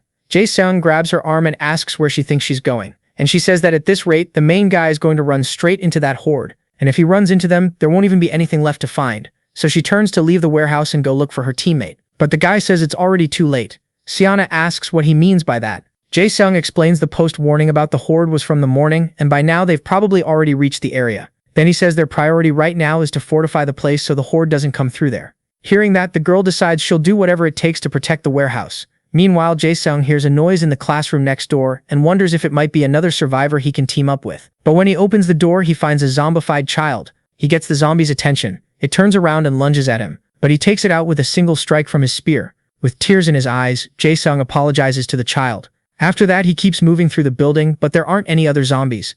Then he finds a spot to rest. He goes to the window hoping the rain and the zombies will be gone by the next day. Then Jyn Sang lies down in his sleeping bag, wondering if the warehouse is okay since the horde is heading toward Ui doing. After a while, he wakes up, and there are no undead outside anymore. He takes the chance to head to another school building, but finds the place completely trashed. He finds a few baseball bats he can use as weapons. Next, he goes to the kitchen and finds a zombie in there. No problem, he kills it and gets another coin. After that, Jyn Sang finds a stove, but it isn't an induction one. He thinks about how nice it'd be to have a fridge or an oven, but either way it'd be really hard to carry. With no other choice, he decides to head into the city. Then he grabs his bike and rides toward his destination. But there are tons of zombies there, so he starts sneaking along behind cars. He sees the tall buildings and decides to go there. When he reaches the entrance, he finds broken glass and assumes there was a fight there. Still, he feels relieved because the place seems safe. Then he takes out his flashlight and heads up to the upper floors. A bit higher up, he finds a door, but thinks that if he forces it open, he might set off an alarm. So Jyn Sang pulls out his sledgehammer and smashes the lock. Inside, it's a mess, but there's still no threat. Then he gets excited because he finally found an induction stove. He takes it apart so he can carry it. After a while, he decides to rest a bit. Jyn Sang says he can't even remember the last time he slept in a bed. But right before he dozes off, he starts hearing noises. When he looks out the window, he sees some zombies climbing the building next door, which makes him think they're doing it for a reason. Then he realizes there's a person in the other building. Jyn Sang thinks this is bad because the undead are all gathering in one spot. As embarrassing as it is, he knows there's nothing he can do, and besides, it's the perfect chance to escape since that person is distracting the monsters. Suddenly, a gun goes off, and it turned out it was the girl from the building across the way. The guy thinks about how bad this is because all that noise is going to attract zombies from meters away. That freaks him out because now he's basically trapped. An hour goes by and the girl keeps shooting without missing a single shot, taking down one zombie at a time. Watching that, the guy wonders if she's some kind of soldier. Then he gets annoyed he doesn't have her on his side, because he'd be farming a ton of coins. After that, he starts thinking maybe he should call out to her and try to team up. He'd have someone reliable and weapons too. Jyn Sang gets tired of just watching and decides to wait, because either way it'll take at least a day for the zombies to scatter. But after a while, the protagonist wakes up and there's still a huge horde of undead out there. At least the girl seems to have stopped shooting. He regrets not leaving earlier, because his supplies are running low and now all he can do is wait. Right after that, he starts tossing and turning in bed, unable to sleep, since the zombies are heading toward the warehouse. To distract himself, he starts rummaging around the store. He ends up finding some random box that costs 10 coins. He says he needs to know what comes out of it to see if it's worth buying, but he still doesn't have enough coins. Suddenly, there's a massive explosion and the guy has no idea what's going on. Jyn Sang notices the zombies are moving south. Seeing that, he decides to use the chance to finally get out of there. So he straps the stove onto his bike and heads out carefully. But right at the entrance, he runs into several undead. He wonders how he's supposed to take these monsters out. Before he can do anything, he sees the girl from the other building trying to leave too. All of a sudden, she signals that she's coming over to him. The blonde starts moving forward and a zombie crosses her path, but she drops it with her gun. Jyn Sang is impressed by how she moves and wonders if she's actually part of some special forces unit. Then she reaches him, raises one hand and says she's not interested in fighting. Still, the guy stays uneasy because she doesn't lower her weapon. Right after that, she asks if he has anyone with him. With a gun hidden behind his back, Jyn Sang says he's alone and that he doesn't want to fight either. Then they introduce themselves and the girl says her name is Sihyun. She says there isn't much stuff left around that apartment complex. While they're sitting there resting, she asks if he's been living alone. Jyn Sang decides to lie for now since he still doesn't know if he can trust her. Then he asks her the same thing. Sihyun says she had a few military teammates with her, but they all died. After that, she explains they had a base near Banghakdong, but a recent horde showed up and she escaped on her own. She gets irritated and says it's all that biker's fault. Then Sihyun asks if he's got any destination in mind. He says he's heading to the gun shop, because nothing beats having something to protect yourself in this world. She asks if he knows how to shoot and he says yes. Hearing that, Sihyun hands her new partner a heavy gun. He asks if she's sure it's okay for him to keep it. She says it's fine, she's got plenty anyway. Jyn Sang thanks her and says that's more than enough. Now that he's got weapons, Sihyun gets curious what his next goal is. He lies again, saying he's going to look for a safe place where he can settle down.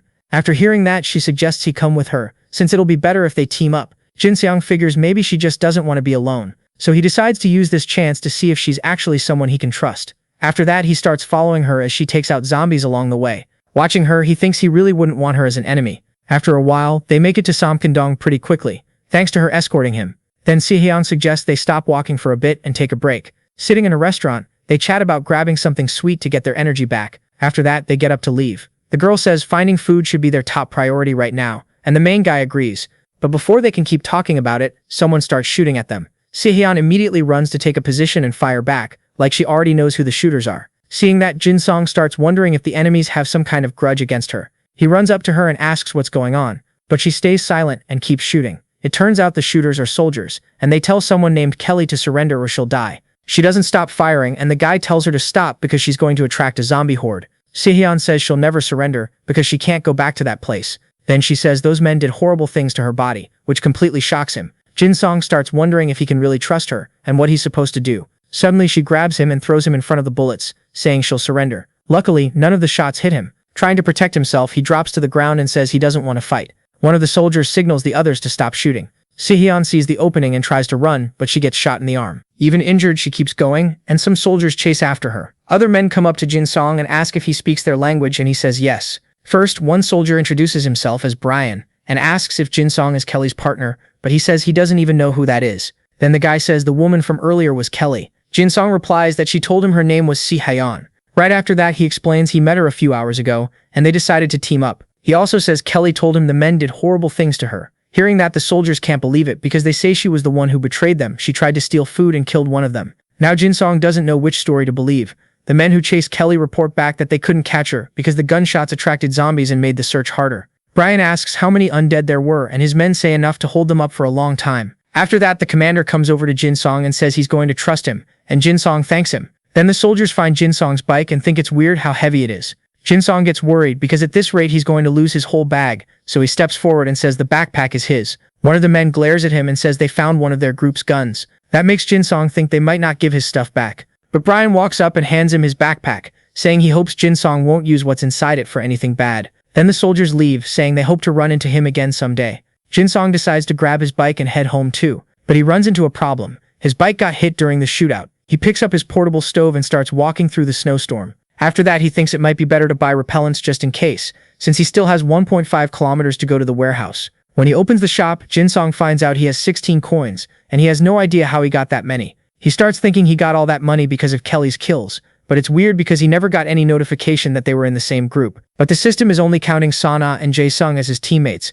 which makes him think some zombies probably died at the warehouse. Then he remembers that horde from earlier. So Jyn Sang starts sprinting back to base, praying it's not too late. Meanwhile, a massive group of zombies gathers at the warehouse entrance, and Sana, along with Jyn Sang, tries to hold them back any way they can. It doesn't take long for the creatures to snap one of the chains, sending the guy flying back. The girl grabs her partner and suggests they go inside the building, because there's no point trying to hold the entrance anymore. On the stairs, she arms herself and says that if the zombies manage to get in, they'll have to fight. The guide points out that even if zombies can't climb stairs, they can still come up from the slopes. She says they can last a while if they keep the undead funneled into a narrow spot.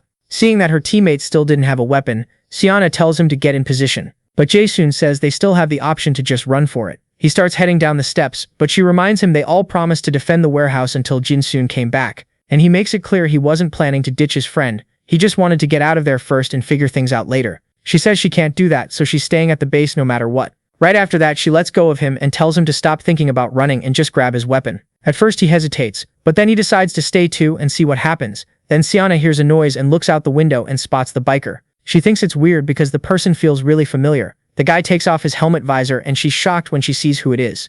After that, the zombies manage to snap the chains and get into the warehouse area. Luckily, the door into the building is made of reinforced glass. Even so, the two of them take up attack positions, because they know the dead will break in soon. Meanwhile, Jin Sang takes out a zombie near the base, thinking it's probably just a straggler.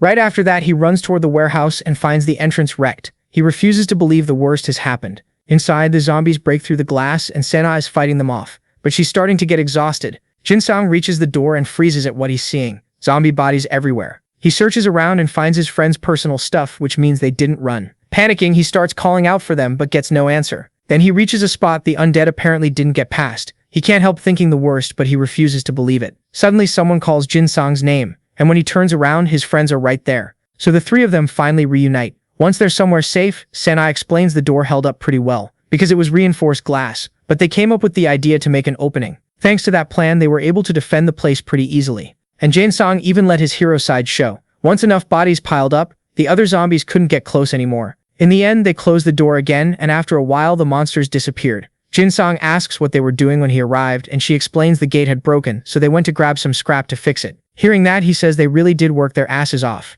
Then he smiles and says he accomplished his goal. They set up the induction stove, and Jyn Sang says that should be enough to build a generator. Siana starts praising Jyn Sang, and it totally goes to his head. Then he shows them the weapon he managed to get. His friends get curious about where he even found something like that. He says they're gonna lose it when they hear the full story. After that, the group gathers firewood to start a campfire. Jyn Sang asks what they're gonna eat. Then Jyn Sang pulls out a huge pack of chicken for them to roast. Soon the three of them start heating it up and the smell drives them crazy. When it's ready, each one grabs their piece and takes the first bite, and they're all hyped because it tastes so good. After they've stuffed themselves, Siana says that in a way there's something kind of nice about this, because they don't have to worry about going to work anymore, and she doesn't even know if they'll ever go back to normal life. Jyn Sang asks if she's losing it because obviously they're going back. Then Jyn Sang says the only thing missing to make it perfect is an ice-cold beer, and Jyn Sang says next time they'll raid a beer factory. Suddenly the Four Eyes brings up the biker from earlier and says Siana got a good look at his face. She says it was someone they knew. Then she remembers the mess during her internship. There were 15 spots, but 16 people got in. That extra person was a guy named Min-tae. He had some perks, since he was the CEO's son. When Jyn Sang hears that, he's shocked to realize the psycho leading the zombies on the motorcycle was someone from their old company. Jyn Sang though says it can't be that guy, and Jyn Sang can't figure out what he's getting at. So Jyn Sang explains that Min-tae has an identical twin. They look exactly the same, but their personalities and the way they act are totally different. Min-tae was a total creep who was always getting mixed up in scandals. Meanwhile, his brother Min-sang was super disciplined. He even got early admission to a science school and earned a PhD overseas. After a while, he came back to Korea after graduating and applied to the company. But that was the last time anyone heard from him. So Jyn Sang says their co-worker probably saw the older brother Min-tae, but he doesn't rule out that it could have been the younger one. Because Min-sang is a genius, he worked at the company, and it looks like he might be involved in all this. Still, the guys brush that idea off. Right after that, the protagonist asks if the girl is sure about what she saw, and she says yes, her eyes are sharp. So Jyn Sang decides they're keeping that info within the group. After that, Jyn Sang says something interesting popped up in the community. It was about the shocking truth behind the West Coast shelter, the same place the trio thought felt shady before. Apparently, someone posted photos proving it's actually a cult. The group's name basically means the destruction of the world. From the looks of it, they used that crowd to take over Incheon International Airport. Siana says the airport has tons of infrastructure, so it's way more livable than they expected. Chae-sung wonders if he should start paying closer attention to this. The other guy says it's better not to get involved with religious groups because it'll be a headache if they end up clashing with some weird beliefs. Hearing that, he says he'll only filter the interesting stuff for the protagonist. In the morning, Chae-sung goes to the busted gate and seeing how bad it is, says they need to do something about it. The protagonist says they'll have to fix it quietly so they don't draw attention. Then the two of them start making repairs. The guy collapses on the ground, exhausted because they've been at it for 6 hours. Chae-sung says it looks like the repair is basically done. She also says adding a double gate was a really good upgrade. After that, Chae-sung tells his coworker to go inside because it's getting cold, and she wonders if Chae-sung did his part. Inside the warehouse, they find a brand new bike, but its real purpose is to work as a power generator. He says he set it up in front of the window so they can pedal while looking at the view outside. But the thing is, the bike uses kinetic energy through electromagnetic induction, and the protagonist asks him to explain it in a simpler way. Chae-sung admits the machine's efficiency is terrible. He says if someone pedals for an hour to power an appliance, it'll only run for about 15 minutes. But he claims that if someone pedals for 30 minutes, that's enough to fully charge a phone. Siana thinks it's impressive. They've got another source of electricity besides solar power. Chae-sung thanks him because thanks to that, they'll have a more stable power supply now. That night, the protagonist opens the shop window, thinking how great it'd be to find something that could help them protect the place better. Then he spends a coin to use the search skill and looks for equipment to prevent outside intruders, but finds nothing. Next, he searches for weapon, but still gets no results. Then he tries looking for a GPS tracker and the skill finds something similar. It's a 24-hour location tracker, costing 7 coins. Chae-sung can't believe it because with that, he can track a target or find his friends if they get separated, so he decides to buy it. Suddenly, Chae-sung rushes in, freaking out, telling his friend to wake up. Within seconds, the trio is in position to defend themselves. Siana gets nervous because she's never fired a gun before. The protagonist calms her down, saying it's not hard, just aim and shoot. After that, Chae-sung tells her she doesn't need to fire if the people try to be reasonable. Even though she's nervous, she says she gets it. He tells his partner to watch for Chae-sung's signals. Then he peeks through a crack and sees two people approaching the warehouse. One of them looks like a kid. Siana says it looks like it's only two people, and there's no sign of anyone else. After that, the protagonist points his gun at them and tells them to stop. It's a man with a child. Jyn Sang asks them to identify themselves, and he says he's just a powerless old man traveling with his granddaughter. The boy gets curious about where they came from. The old man explains they've been wandering around with no real destination, running from zombies, and that their last shelter was completely destroyed. Right after that, the man asks for help, since the only weapon he has to defend himself is an axe. Siana asks if there are more people with them, and the old man says it's just the two of them. After that, the protagonist tells his teammate to hide and keep watch. Jyn Sang opens the first gate and tells them to come in slowly. Then he asks them to wait there, between the two gates. The girl asks what the problem is with letting them in, since it's just an old man and a kid. Jyn Sang says it's way too risky because they might look friendly, but this is a world where people can turn on each other in an instant. Then the two start arguing about whether they should let two strangers in or not. Meanwhile, Jyn Sang thinks neither of them is really wrong. Still, he says he wants to let them in. After that, he makes it clear he gets Jyn Sang's point, but right now they needed to increase the group's numbers.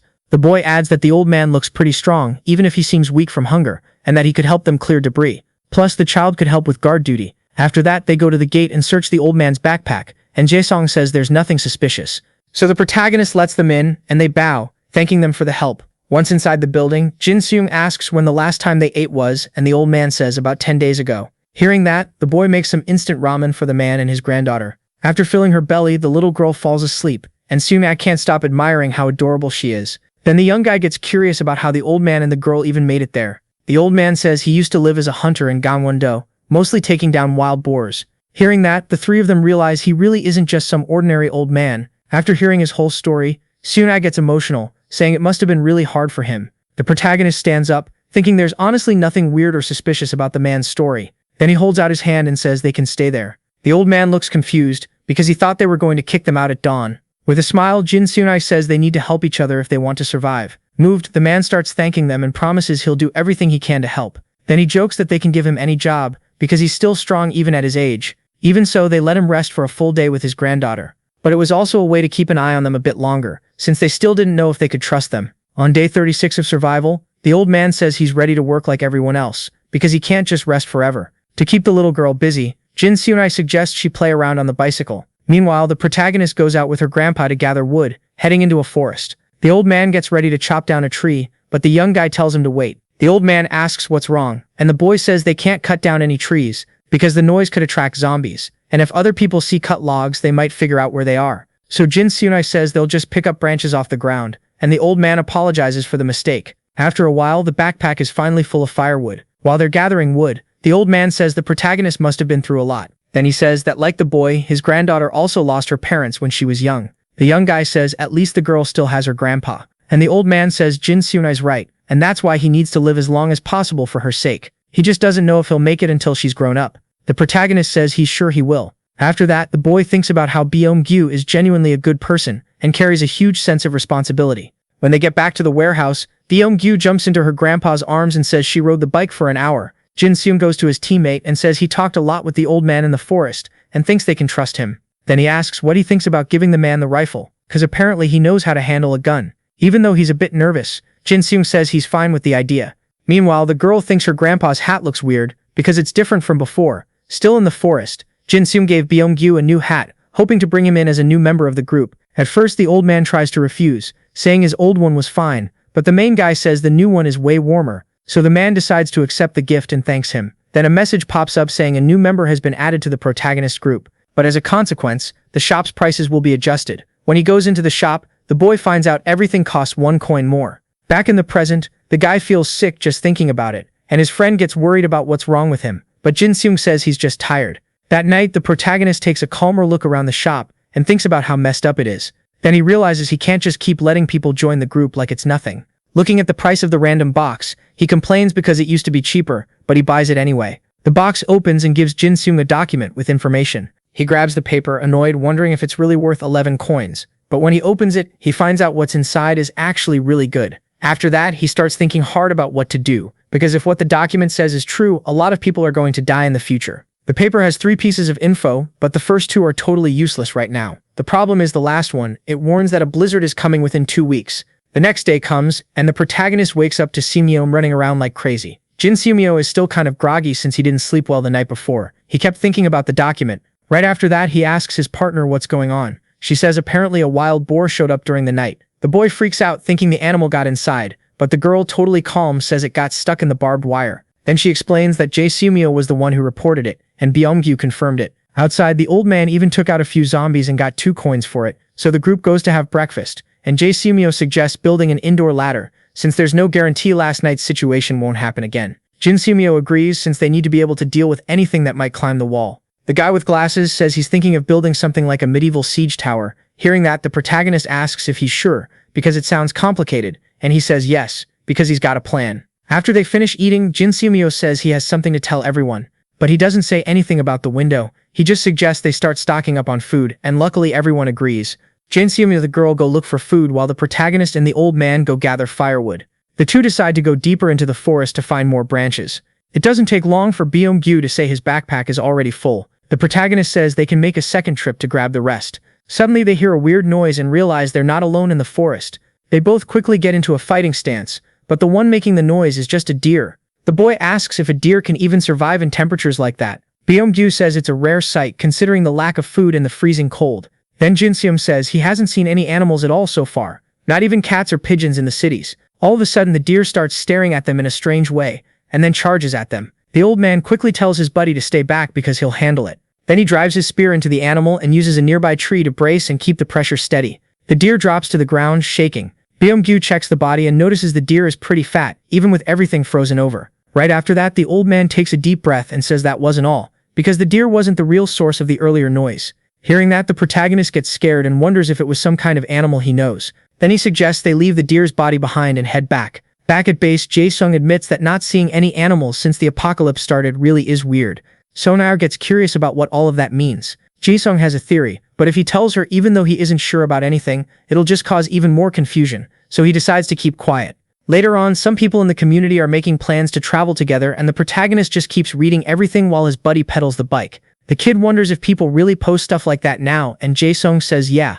Still, it's super hard for users to actually meet up since they're so far from each other. After that, the guy says the community is basically there for people to vent their positive thoughts. Jae-sung decides to stop pedaling for a bit and mentions the community's been more active these last few days, probably because more users have joined. The protagonist agrees and says everyone was just surviving wherever they were. Right after that, Jae-sung gets curious about whether the posts are totally anonymous, since users' names have numbers attached. The guy explains those are just temporary numbers, and after 24 hours they change. Some people even use images to identify themselves.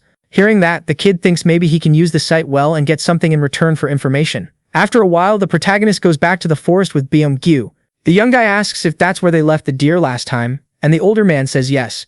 But they think it's weird because they can't see the body anywhere. Jin Sang notices there aren't even any bloodstains on the ground. The old man is sure it didn't snow last night, which makes the protagonist even more curious about how the traces disappeared. After that, they find a rabbit on the ground, barely hanging on. Both its legs were hurt, but it was still alive. When they check the wounds, they realize the animal is going through zombification too, just like humans. And these weird signs in the forest, animals were showing up in other places as well. According to posts in the community, animals get infected by eating zombie meat. And just to be safe, the protagonist thinks it's probably not a good idea for them to eat meat for a while. Jin Sang thinks that's weird since deer and rabbits are herbivores, and Jin Sang asks if animals can't just turn into undead too, like humans did. Jin Sang says they still haven't seen any creature fully turned into a zombie, and the kid says he doesn't know why either, but tells them to avoid animals for now. Suddenly, Byung-gyu comes into the room asking to talk to the protagonist. The old man says they'll need to cut down trees, because there aren't any more branches on the ground to pick up. Jin Sang realizes they're running out of firewood too, so he says it looks like they don't have any other choice and tells his buddy to grab the axe. But first he asks if Jang Sung can make another long-range weapon, and Jang Sung points out the protagonist already has a pistol. The kid says he needs something quieter so he doesn't attract a bunch of zombies. Jin Sung then asks if they can make a crossbow. Jin Sung says just because her buddy is smart doesn't mean he can do everything. So the young guy tries asking Byung-gyu to make it, but even he can't build something like that. The protagonist takes a deep breath and says, yeah, looks like a crossbow is basically impossible. But Jang Sung says it actually is possible. He says he's a military nerd who's always loved weapons and medieval armor, and that during summer break in college, he and his friends built a crossbow. Then he says he can make one, but it'll take a while to finish, because they don't have the right equipment. Hearing that, his friends say that's amazing. Then they head out, saying they're going to look for more supplies. Outside, Jang Sung is chopping down a tree. After that, he sits down to rest for a bit. He says the trees are frozen, which makes the job even harder. All of a sudden, Byung-gyu shows up freaking out, calling for him. The protagonist asks what's wrong, and the older man says there's a village on the other side of the mountain, but something about it feels off. Then the two of them go up to a higher spot to get a better look. It looks like the place is a camp. Jyn Sang says it doesn't seem like there are many people there. Before they move in, he says he can see movement. It's two people carrying an animal, and Byung-gyu is shocked by how big it is. Pretty quickly they realize the boar is infected, just like the other animals. The older man wonders if they should warn them, but the young guy says no. They have no idea if those people are good or not, so it's better to watch a little longer. Back at base, the protagonist tells everyone about the camp near the cliff. Sona figures those people must be using some kind of tent setup with actual living space inside. The group realizes they can take a detour along the road to reach the camp, but on the other side of the forest there's a cemetery. Jyn Sang still doesn't rule out the chance they'll run into those guys. The girl meanwhile asks if the people over there also used to go into the same forest. The boy says that now they're basically forced to cut down trees, and if someone finds the chopped logs they can guess there are other people nearby. Right after that, Byung-gyu suggests they go up to the cliff the next day to take a look, since he heard she has really good eyesight. So the girl goes with the main guy on the next patrol and quickly spots 10 people at the camp. After that she says something feels off, because at first glance they look normal, but none of them had any expression. Jyn Sang says that's normal, and she's like, no, that's super creepy. 10 people just standing there with stone faces. On top of that, nobody was saying anything, and they were only moving like dolls. Back at the warehouse, Siana says the more she thinks about that camp, the scarier it gets. Then Aegu jumps into her lap, happy she's back. The girl asks if she had fun, and she says she rode the bike for like 2 hours. All of a sudden, the kid starts sniffing Siana, which makes her wonder what's wrong. Aegu says her friend smells different than usual. Hearing that, Siana asks her friend if she stinks, but he says no. The kid says Siana usually smells like fruit, but this time it's kind of musty. And the same goes for the main guy. So the two of them start wondering where that smell came from. Aegu seems like she knows where it might have come from, but she decides not to say and just pulls Siana away so they can eat. In the community forum, people are talking about the temperature going up and wondering if the ice age is finally ending. Reading that, the main guy realizes people are going to let their guard down, and then they'll get slammed by the blizzard. And at this rate, there won't be many survivors left. So with Jin Sang, he decides to warn the community about the blizzard, and tells everyone to stockpile food in safe places. He feels a bit relieved for doing his part. Now it's up to everyone else whether they believe him or not. Going upstairs, he runs into Jyn Sang with Siana, and they seem excited about something. They start talking about the rumors that the ice age is ending, but the main guy tells them not to get too optimistic, because in this world an avalanche can happen anytime. He says it's good to have hope, but they always need to be ready for the worst. He worries he might have sounded a little harsh, but he knows that blizzard is directly tied to whether they survive. Sometime later, Byung-gyu ends up getting sick from exhaustion because he pushed himself too hard cutting way too much wood, so the group splits into teams of 3 to go look for food. The next day, the older guy is already feeling better and goes to help with the food search, and they end up finding a crate of returnable bottles. After a while, Jyn Sang calls the main guy over because he thinks he's seeing a person. At the gate, they actually do see someone, and just from their posture, they assume it's not a zombie. Jyn Sang says it's probably not a group, since there's nowhere nearby for people to be living. Then they use the phone's zoom to get a better look, and realize the person is watching them. After that, the guy turns around and leaves. He says it's obvious they won't be able to stay safe for long. So Jin says they should move the supplies to base camp and store everything there. That night, Jyn Sang calls the main guy over, and asks if he's ready for what he's about to see. The main guy says, yeah, since his friend seems really confident. Then the 4 Eyes shows him the crossbow he built, saying it's a masterpiece. He warns it's just a prototype, so getting the exact angle with the sight is a bit tricky, but it shoots straight. After that, he says he's only managed to make 10 bolts so far. When the main guy picks up the crossbow, he says it's heavier than he expected, and Jyn Sang says he did what he could to make it lighter. Right after that, he teaches Jyn Sang how to prep the weapon. Then he tells the kid to do a test shot. But before he even gets the chance to fire, there's an explosion. While calming Aegu down, the girl realizes it came from the direction of that village. She quickly warns the others, and says she saw a flash go through the forest. Jyn Sang wonders if they should head to the camp. The main guy, he answers no, because zombies from every direction are gonna follow the noise, and they'll probably pass by the warehouse on the way to the forest, and it'll be a lot of them. Right after that, everyone in the group takes up their defensive positions. Jyn Sang warns them the dead are coming. The horde rushes toward the warehouse, but when they reach the gate, Sun Ah and the old man take them out. Then the protagonist notices there's a variant over 2 meters tall among the undead, and it's heading straight for him. The thing sprints to the wall, and the kid thinks that at this rate, they're gonna get overrun. Jyn Sang thinks about how he didn't expect to have to test the crossbow beast this soon. Right after that, he fires, but the bolt flies way past the creature. Panicking, he starts reloading while the zombie climbs the wall. Seeing the variant right in front of him, the kid gets nervous. Still, he does everything he can to stay calm, because he can't let that thing get to the other side. After that, the protagonist manages to reload the crossbow and aims straight at the zombie, and this time he knocks the monster off the wall, leaving Jyn Sang impressed by how powerful the weapon is. Meanwhile, another undead tries to jump the wall right in front of Jyn Sang. At the gate, the pair keep dealing with the zombies using spears. Byung-gyu's spear tip gets stuck in one of the monsters, and when he yanks it out, he ends up falling backward, making Siana worry. The old man gets up saying he's fine and comments that apparently the variants have thicker skin or muscles, and the girl says she noticed that too, since it was harder to stab them and pull the weapon back out. A few hours pass and the protagonist has already used up all his bolts. Luckily, it looks like all the zombies have been taken out. Then the group regroups, and Jyn Sang says the number of variants has gone up. Almost 1 in 10 was different. After that attack, the number of coins goes up to 24, and at this pace, the kid will be able to buy the second random box soon. Suddenly, a light flashes in their direction, and the young guy realizes it's a signal from Aigu, warning them someone's coming. Quickly, the protagonist tells everyone to get into position, while he climbs up onto a platform to get a better view. Someone is running toward them from the village. Apparently, the guy's unarmed and sprinting like his life depends on it. Jyn Sang realizes he's out of bolts, but figures the crossbow is still enough to scare him off. The kid starts running toward the gate, but before he can get any closer, the protagonist tells him to stop, and says if he so much as moves, Jyn Sang will shoot. Then he tells the guy to identify himself. Shaking with fear, the guy says he came from a village and barely made it out alive. The protagonist asks why he ran from the camp, and the survivor says it was because some crazy woman broke in. Right after that, a few zombies show up, probably followed him all the way from the village.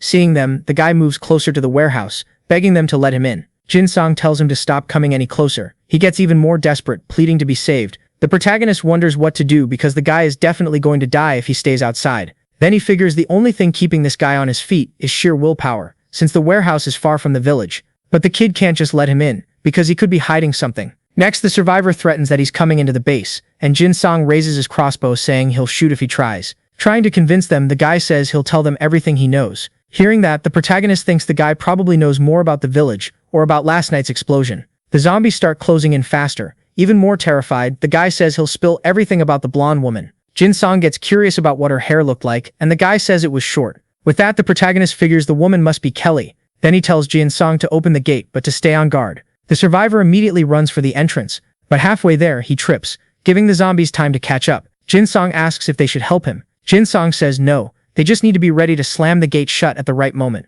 Meanwhile, the guy gets back up and starts running again toward the entrance. The protagonist worries that at this rate, he won't make it. After that, the survivor manages to jump inside to safety, and a zombie starts coming after him, heading straight for Siana. But before anything can happen to her, Jyn Sang shows up and saves her. With the gates shut, the guy thanks them a ton for the help. Right after that, the main guy suggests they deal with the zombies at the gate, otherwise they'll just attract even more monsters.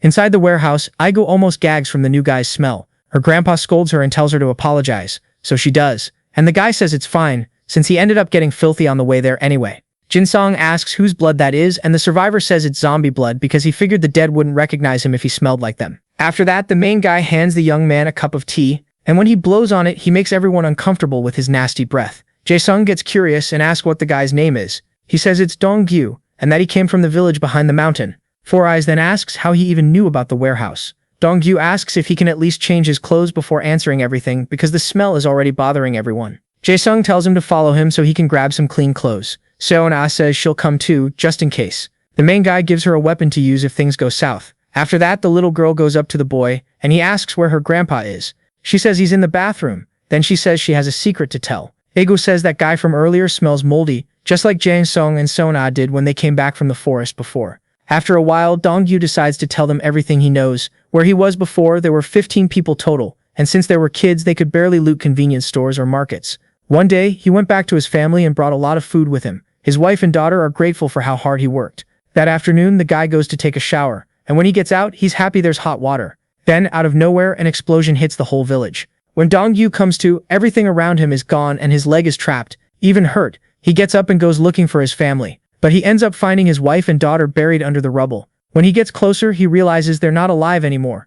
That leaves him totally confused, not understanding what even happened. Suddenly, Dong-gyu starts hearing his neighbors screaming at some stranger. So he realizes there's an intruder in the village, and wonders if the person blew up a gas tank. Trying to protect himself, he grabs a stick and goes out to get a look at the invaders. Outside, he runs into someone he knows. But before they can even talk, the guy gets shot. Dong-gyu tries to help him, but it's already too late. And that's when he sees a blonde woman shooting people in the village. Seeing there's nothing he can do since she's armed, he decides to run. She even tries to hit him, but she misses. Right after that, he pulls something out of his pocket, something his daughter gave him, and her last request was that he survive no matter what. Jyn Sang thinks the whole thing is weird and wonders why Kelly would attack the village, because he doesn't see any reason she'd do that. especially since it would just draw the zombies' attention. After that, Donggu asks to stay in the warehouse for at least one day, and after that he'll leave on his own. The main guy tells him to rest for now, and that he'll decide later. Right after that, Donggu shows up and gestures for Jyn Sang to come talk. In another room, the older man asks how it went. The boy says the guy asked to stay just one day, but he says he feels uneasy, like the guy is hiding something. So because of that, he decided to check Donggu's story. The old man asks how he's going to do that. Jyn Sang says he's going to go take a look at the village. Meanwhile, Siana helps the newcomer set up a place to rest. Before leaving, the main guy tells his companions not to take their eyes off him. Siana apologizes to the man for not having a room for him, but he says it's fine. Right after that, Donggu comes in to switch shifts with her, and also stay close to the guy. Choi asks if Donggu's really okay sleeping on the floor, and he says it's actually pretty soft thanks to the sleeping bag. After that, the old man tells the woman to go get some rest, and says the same to the boy. But before they leave, he finds it weird that Jyn Sang isn't there. A little earlier, the kid asked his friends to come up with a story that matched his, so Siana makes one up, saying their friend had a stomachache. After that, she closes the door so the boy can rest. Outside, Byunggu and his teammates start standing guard in the hallway. Meanwhile, out in the forest, Jyn Sang's vision starts narrowing, probably because he's been walking all night. Right after that, he runs into a zombie, but he was basically expecting that kind of thing. So he decides to open the shop and buy deodorant to cover up his smell. Since he still has a few coins left, he buys the tracker too, spending 8 coins. Now with the tracker, all he has to do is picture his target. So he sets Kelly as the target and can see where she is. When he realizes it's only drawing a straight line, Jyn Sang figures the route isn't exact. Still, it's enough to find her. When he gets to the village, he finds everything wrecked, so he assumes at least that part of Donggu's story was true. Spotting a tent, he wonders if Kelly's inside. Then he starts worrying she might be dead, since the tracker doesn't say whether the target is still alive. But he figures with her skills she can probably survive, so he knows he has to go in and search. The problem is, the second he steps into the camp, he's basically dead because of how many zombies there are. He's not sure what to do, because at this rate he won't be able to confirm whether Donggu was lying. Suddenly, just as he's about to give up and head back to base, the tracker's needle moves toward the inside of the tent. Seeing that, Jyn Sang finally believes Kelly is alive in there. Right after that, the zombies get drawn away by a noise, and the kid can't tell if it was one of her allies or not. Even without knowing what's going on, he decides to use the opportunity to push forward. He sneaks through the rubble and grabs a grenade. Byunggu gave it to him. Turns out he'd been holding onto it from the start. The old man tells Jyn Sang to only use it if he really has to. Back in the present, the kid feels safer with the grenade, but hopes he won't need it. Then he sees a female zombie lying in front of him. But what's weird is there aren't any bite marks on the body. Next, he checks another corpse, and this one has bullet wounds, meaning it survived the explosion. And even though these bodies are out in the open, none of them have any zombie bite marks. That just makes Jyn Sang even more curious about what Donggu is hiding. Inside the tent, Kelly wonders how much longer she'll have to stay hidden. She heard some of the undead go after the sound of the motorcycle, but she doesn't know how many are still left. She's in a bad spot now because she's out of bullets and lost her spear. All she has left is a kitchen knife she grabbed before all this went down. Suddenly she realizes someone has entered the room. The person walks right past where she's hiding, so Kelly decides she'll attack them from behind when she gets the chance. She wonders if the guy even knows she's there. Right after that, Jyn Sang tells her to come out, because he knows she's hiding up in the attic. With no other choice, Kelly gives up, raising her hands. She's confused about how he figured out where she was. Jyn Sang, though, isn't in the mood to chat and tells her to shut up. He's the one asking the questions. She says he can relax because she's not carrying anything. Then he tells her to turn around. She turns, and it turns out she's got the kitchen knife tucked at her waist. Jyn Sang tells her to take it out and toss it on the ground. With no choice, she does exactly what he says. After that, she apologizes for what she did in the past, and says she was only doing it to survive. Kelly asks if he wants something, but again he reminds her who's in charge. Then he asks why she attacked the village, and why she killed people who seemed innocent. She laughs and says the people in that village were anything but human. After she split up with him, she came to this area thinking she'd find something to eat. But the villagers were eating the undead. A month has passed, and every villager was turning into a zombie. Not in the sense that they were infected, but yeah, for acting like them. Almost like they couldn't feel human emotions anymore and just hunted, ate, and sometimes stared off into nothing. On top of that, their bodies started to smell like rot. Maybe that's why the zombies didn't attack them, which basically made the undead easy prey. Kelly says that's why she attacked them, because those people managed to be worse than the zombies. The girl tells the guy to go to a well at the entrance of the village, where there are human bones at the bottom. Right after that, she asks why the protagonist is so shocked, because in this world there aren't any good things left. And now that the law has collapsed, the world is full of horrible people who think they own everything. After that, she says Jyn Sang should be grateful, because she knows about the warehouse and how many people were there, including a child. But he chose to ignore it and attack this place instead. After telling him everything she knows, Kelly asks the guy to lower his weapon, since she's cooperating. Meanwhile, the zombies start heading toward the cabin. She asks how long he's going to waste time, because the monsters are coming. Suddenly, an undead barges in. With no other choice, Kelly grabs her knife and runs upstairs. The zombie charges at her, but she kicks it hard. Without wasting time, she takes it out. But because of the noise, more zombies get drawn in. Kelly rips off a piece of the staircase to use as a weapon, even managing to knock a few monsters down the stairs. But a lot more undead have already shown up. She grins and says this whole situation is driving her crazy. After a while, she keeps fighting the creatures. In one of her moves, she swings around the side of the stairs and flying kicks a zombie right in the face. Another zombie tries to take the chance to bite her, but Kelly dodges and immediately locks her legs around it, taking it down. After that insane fight, she sits on the stairs and takes a deep breath, exhausted. Jyn Sang shows up again, saying he's impressed she managed to kill 6 zombies by herself. She asks how the zombies weren't attacking him. The guy points his gun at her and says he has his tricks. Seeing that, Kelly asks why he's doing this, and with a dark look he says she probably knows the real reason better than anyone. Because right now a possible threat has been spying on his base and his fighting strength, so he can't afford to let someone like that stay alive. After he finishes Kelly off, the tracker gets deactivated, and since there were still more than 6 hours left on it, 3 coins would be refunded. When he goes to the well the woman mentioned earlier, Jyn Sang realizes her story was completely true, and decides to head back to the warehouse. On the way, he ends up taking out several undead, but more are already coming after him. Seeing how this road is packed with zombies, he figures his only option is to take an unfamiliar path. After a while, he manages to lose the zombies, but even so, he knows he has to be careful, because he doesn't know this area. He decides to spend 2 coins to buy a deodorizer, and hide his scent. Jyn Sang thinks about how he needs to find somewhere to take shelter, because his body temperature is dropping. After that, he finds a path and decides to follow it, and runs into a building. It's a restaurant, and he thinks it's the perfect place to rest. Inside, he finds an open door and decides to go in. But in the room, he comes face to face with a zombie. The undead lunges at him, but he blocks it with his baton. Then he boots the monster, sending it flying back, and he finishes the job, killing it. He breathes a sigh of relief because he barely escaped death. But as a result, his baton is destroyed and he won't be able to use it anymore. With no other choice, he decides to buy the zombie skull-crushing hammer, but the item is limited to only 10 uses. Seeing that, Jyn Sang gets disappointed and wonders if that durability isn't basically a scam. With everything handled, he decides to go rest, but first he needs to get rid of that zombie's body. But something catches his attention. On the undead's clothes was his company's logo. He says he feels bad, since that person used to be a coworker. Then he finds it weird that the employee ended up so far from the company, but he decides to ignore it and just take the clothes to protect himself from the cold. As he looks around the place, the main guy starts wondering if that dude had actually been living there. He figures the guy probably went out to get supplies and came back infected. Jyn Sang finally sits down, since it looks like there aren't any other zombies around. He decides to rest a bit, because he hasn't slept in over 30 hours. But before that, he throws on another layer and ends up feeling something in his pocket. Turns out it's a diary. In it, a scientist writes that one of the lab rats in his experiment was acting weird, and when he reported it to his boss, the guy reacted like he'd been expecting it. The test subjects were getting more aggressive, and at the same time, the director's business trips started happening more and more. When the whole apocalypse kicked off, the scientist boss ordered him to go to Seoul, and even though he was nervous, he did it. The man says he'll expose everything when it's all over, and the protagonist gets curious about what that even means. After that, the kid thinks it probably has something to do with the current outbreak. He notices one of the pages was torn out and wonders what was on it. The ink had frozen, so there were just scribbles all over the place. He thinks the one responsible was probably the director's second son, and the first son was the troublemaker who'd been drawing zombie hordes in. So the protagonist admits there's definitely something shady going on with that company. Jyn Sang decides to hang on to the diary for now and get some rest because his head is already pounding.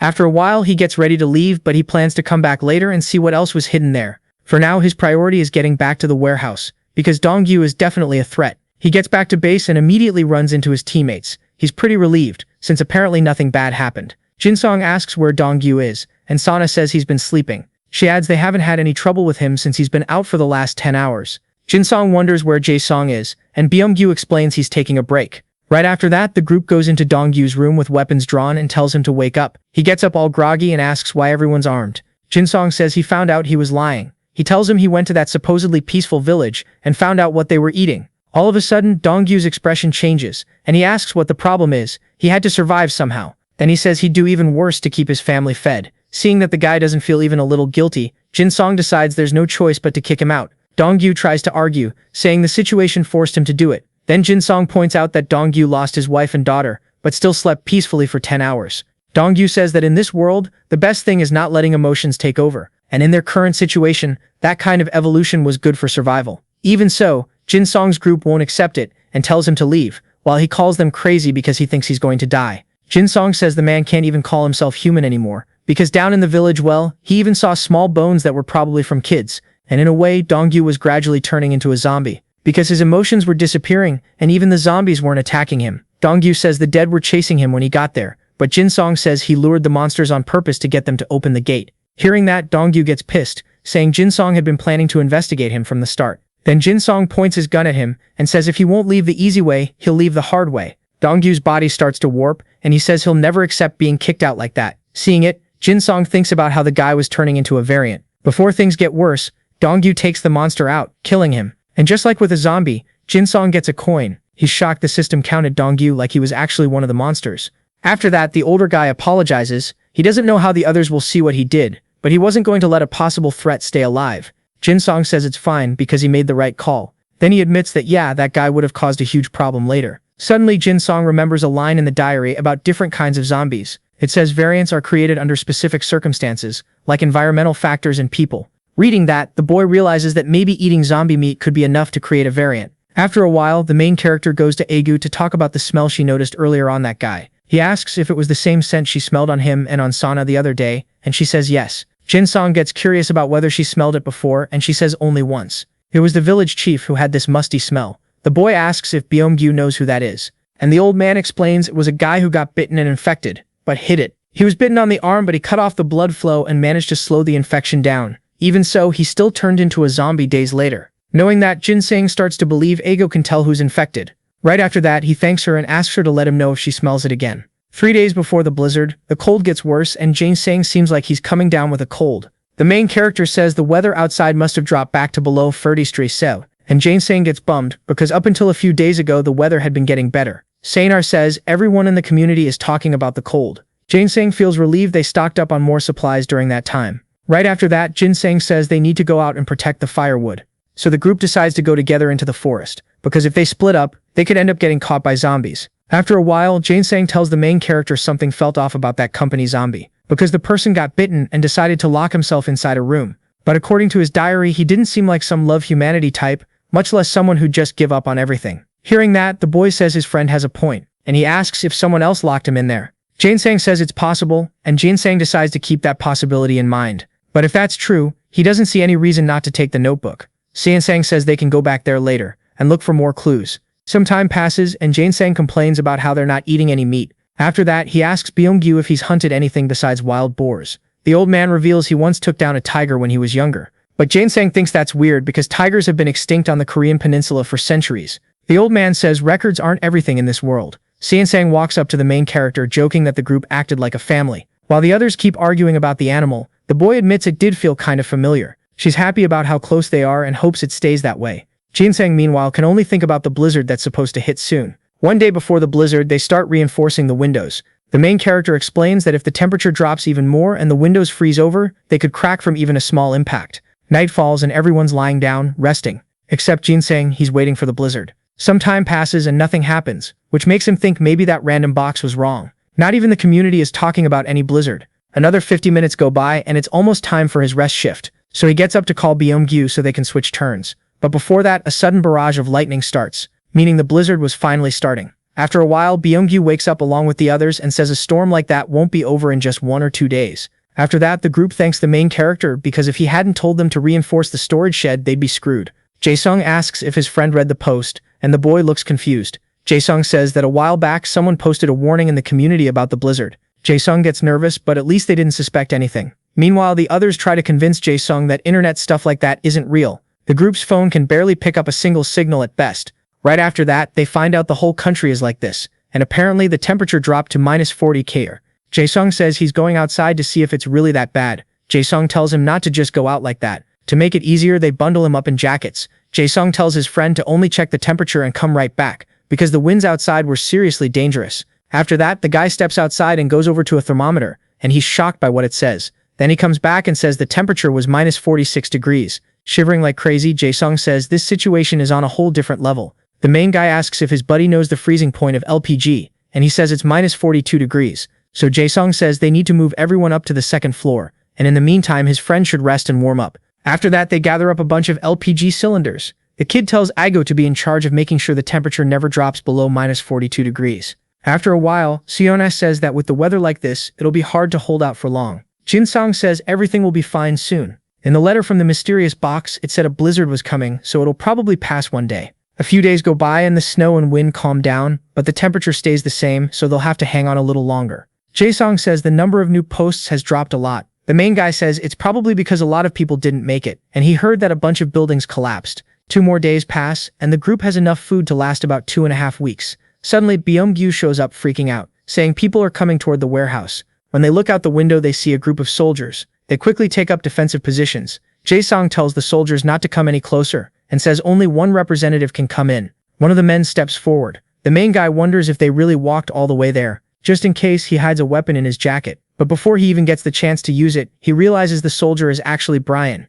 Brian looks shocked that the kid managed to survive. Jyn Sang smiles and says, yeah, the world really is a small place. The soldiers relax a bit, since it looks like the two of them know each other. Right after that, Brian says they couldn't find Kelly and ended up losing her trail while heading north. So the main guy tells him she's dead. Hearing that, Brian asks if he's sure, and the kid says he saw it with his own eyes. After that, Brian gets curious and asks if the kid's been living in this warehouse. Jyn Sang says yeah, with his friends. Then Brian says their shelter got destroyed. They did some repairs after the blizzard, but realized it wouldn't hold up for long, so he asks if they can stay at the warehouse for a while. The main guy isn't sure what to do. Everyone looks weak from not having enough food, and if he turns them away, they'll probably all die. But the problem is the warehouse food won't last that long either. Jyn Sang also considers that if they block the soldiers from coming in, the soldiers might just attack. Even without knowing what the main guy is thinking, Brian says they won't force their way in if they're refused. That surprises the kid. Brian's basically promising he'll stay human. Right after that, he tells Brian to wait, because he's going to talk it over with the others. Siana is against it, because if they take in more people, their food will last at most a week.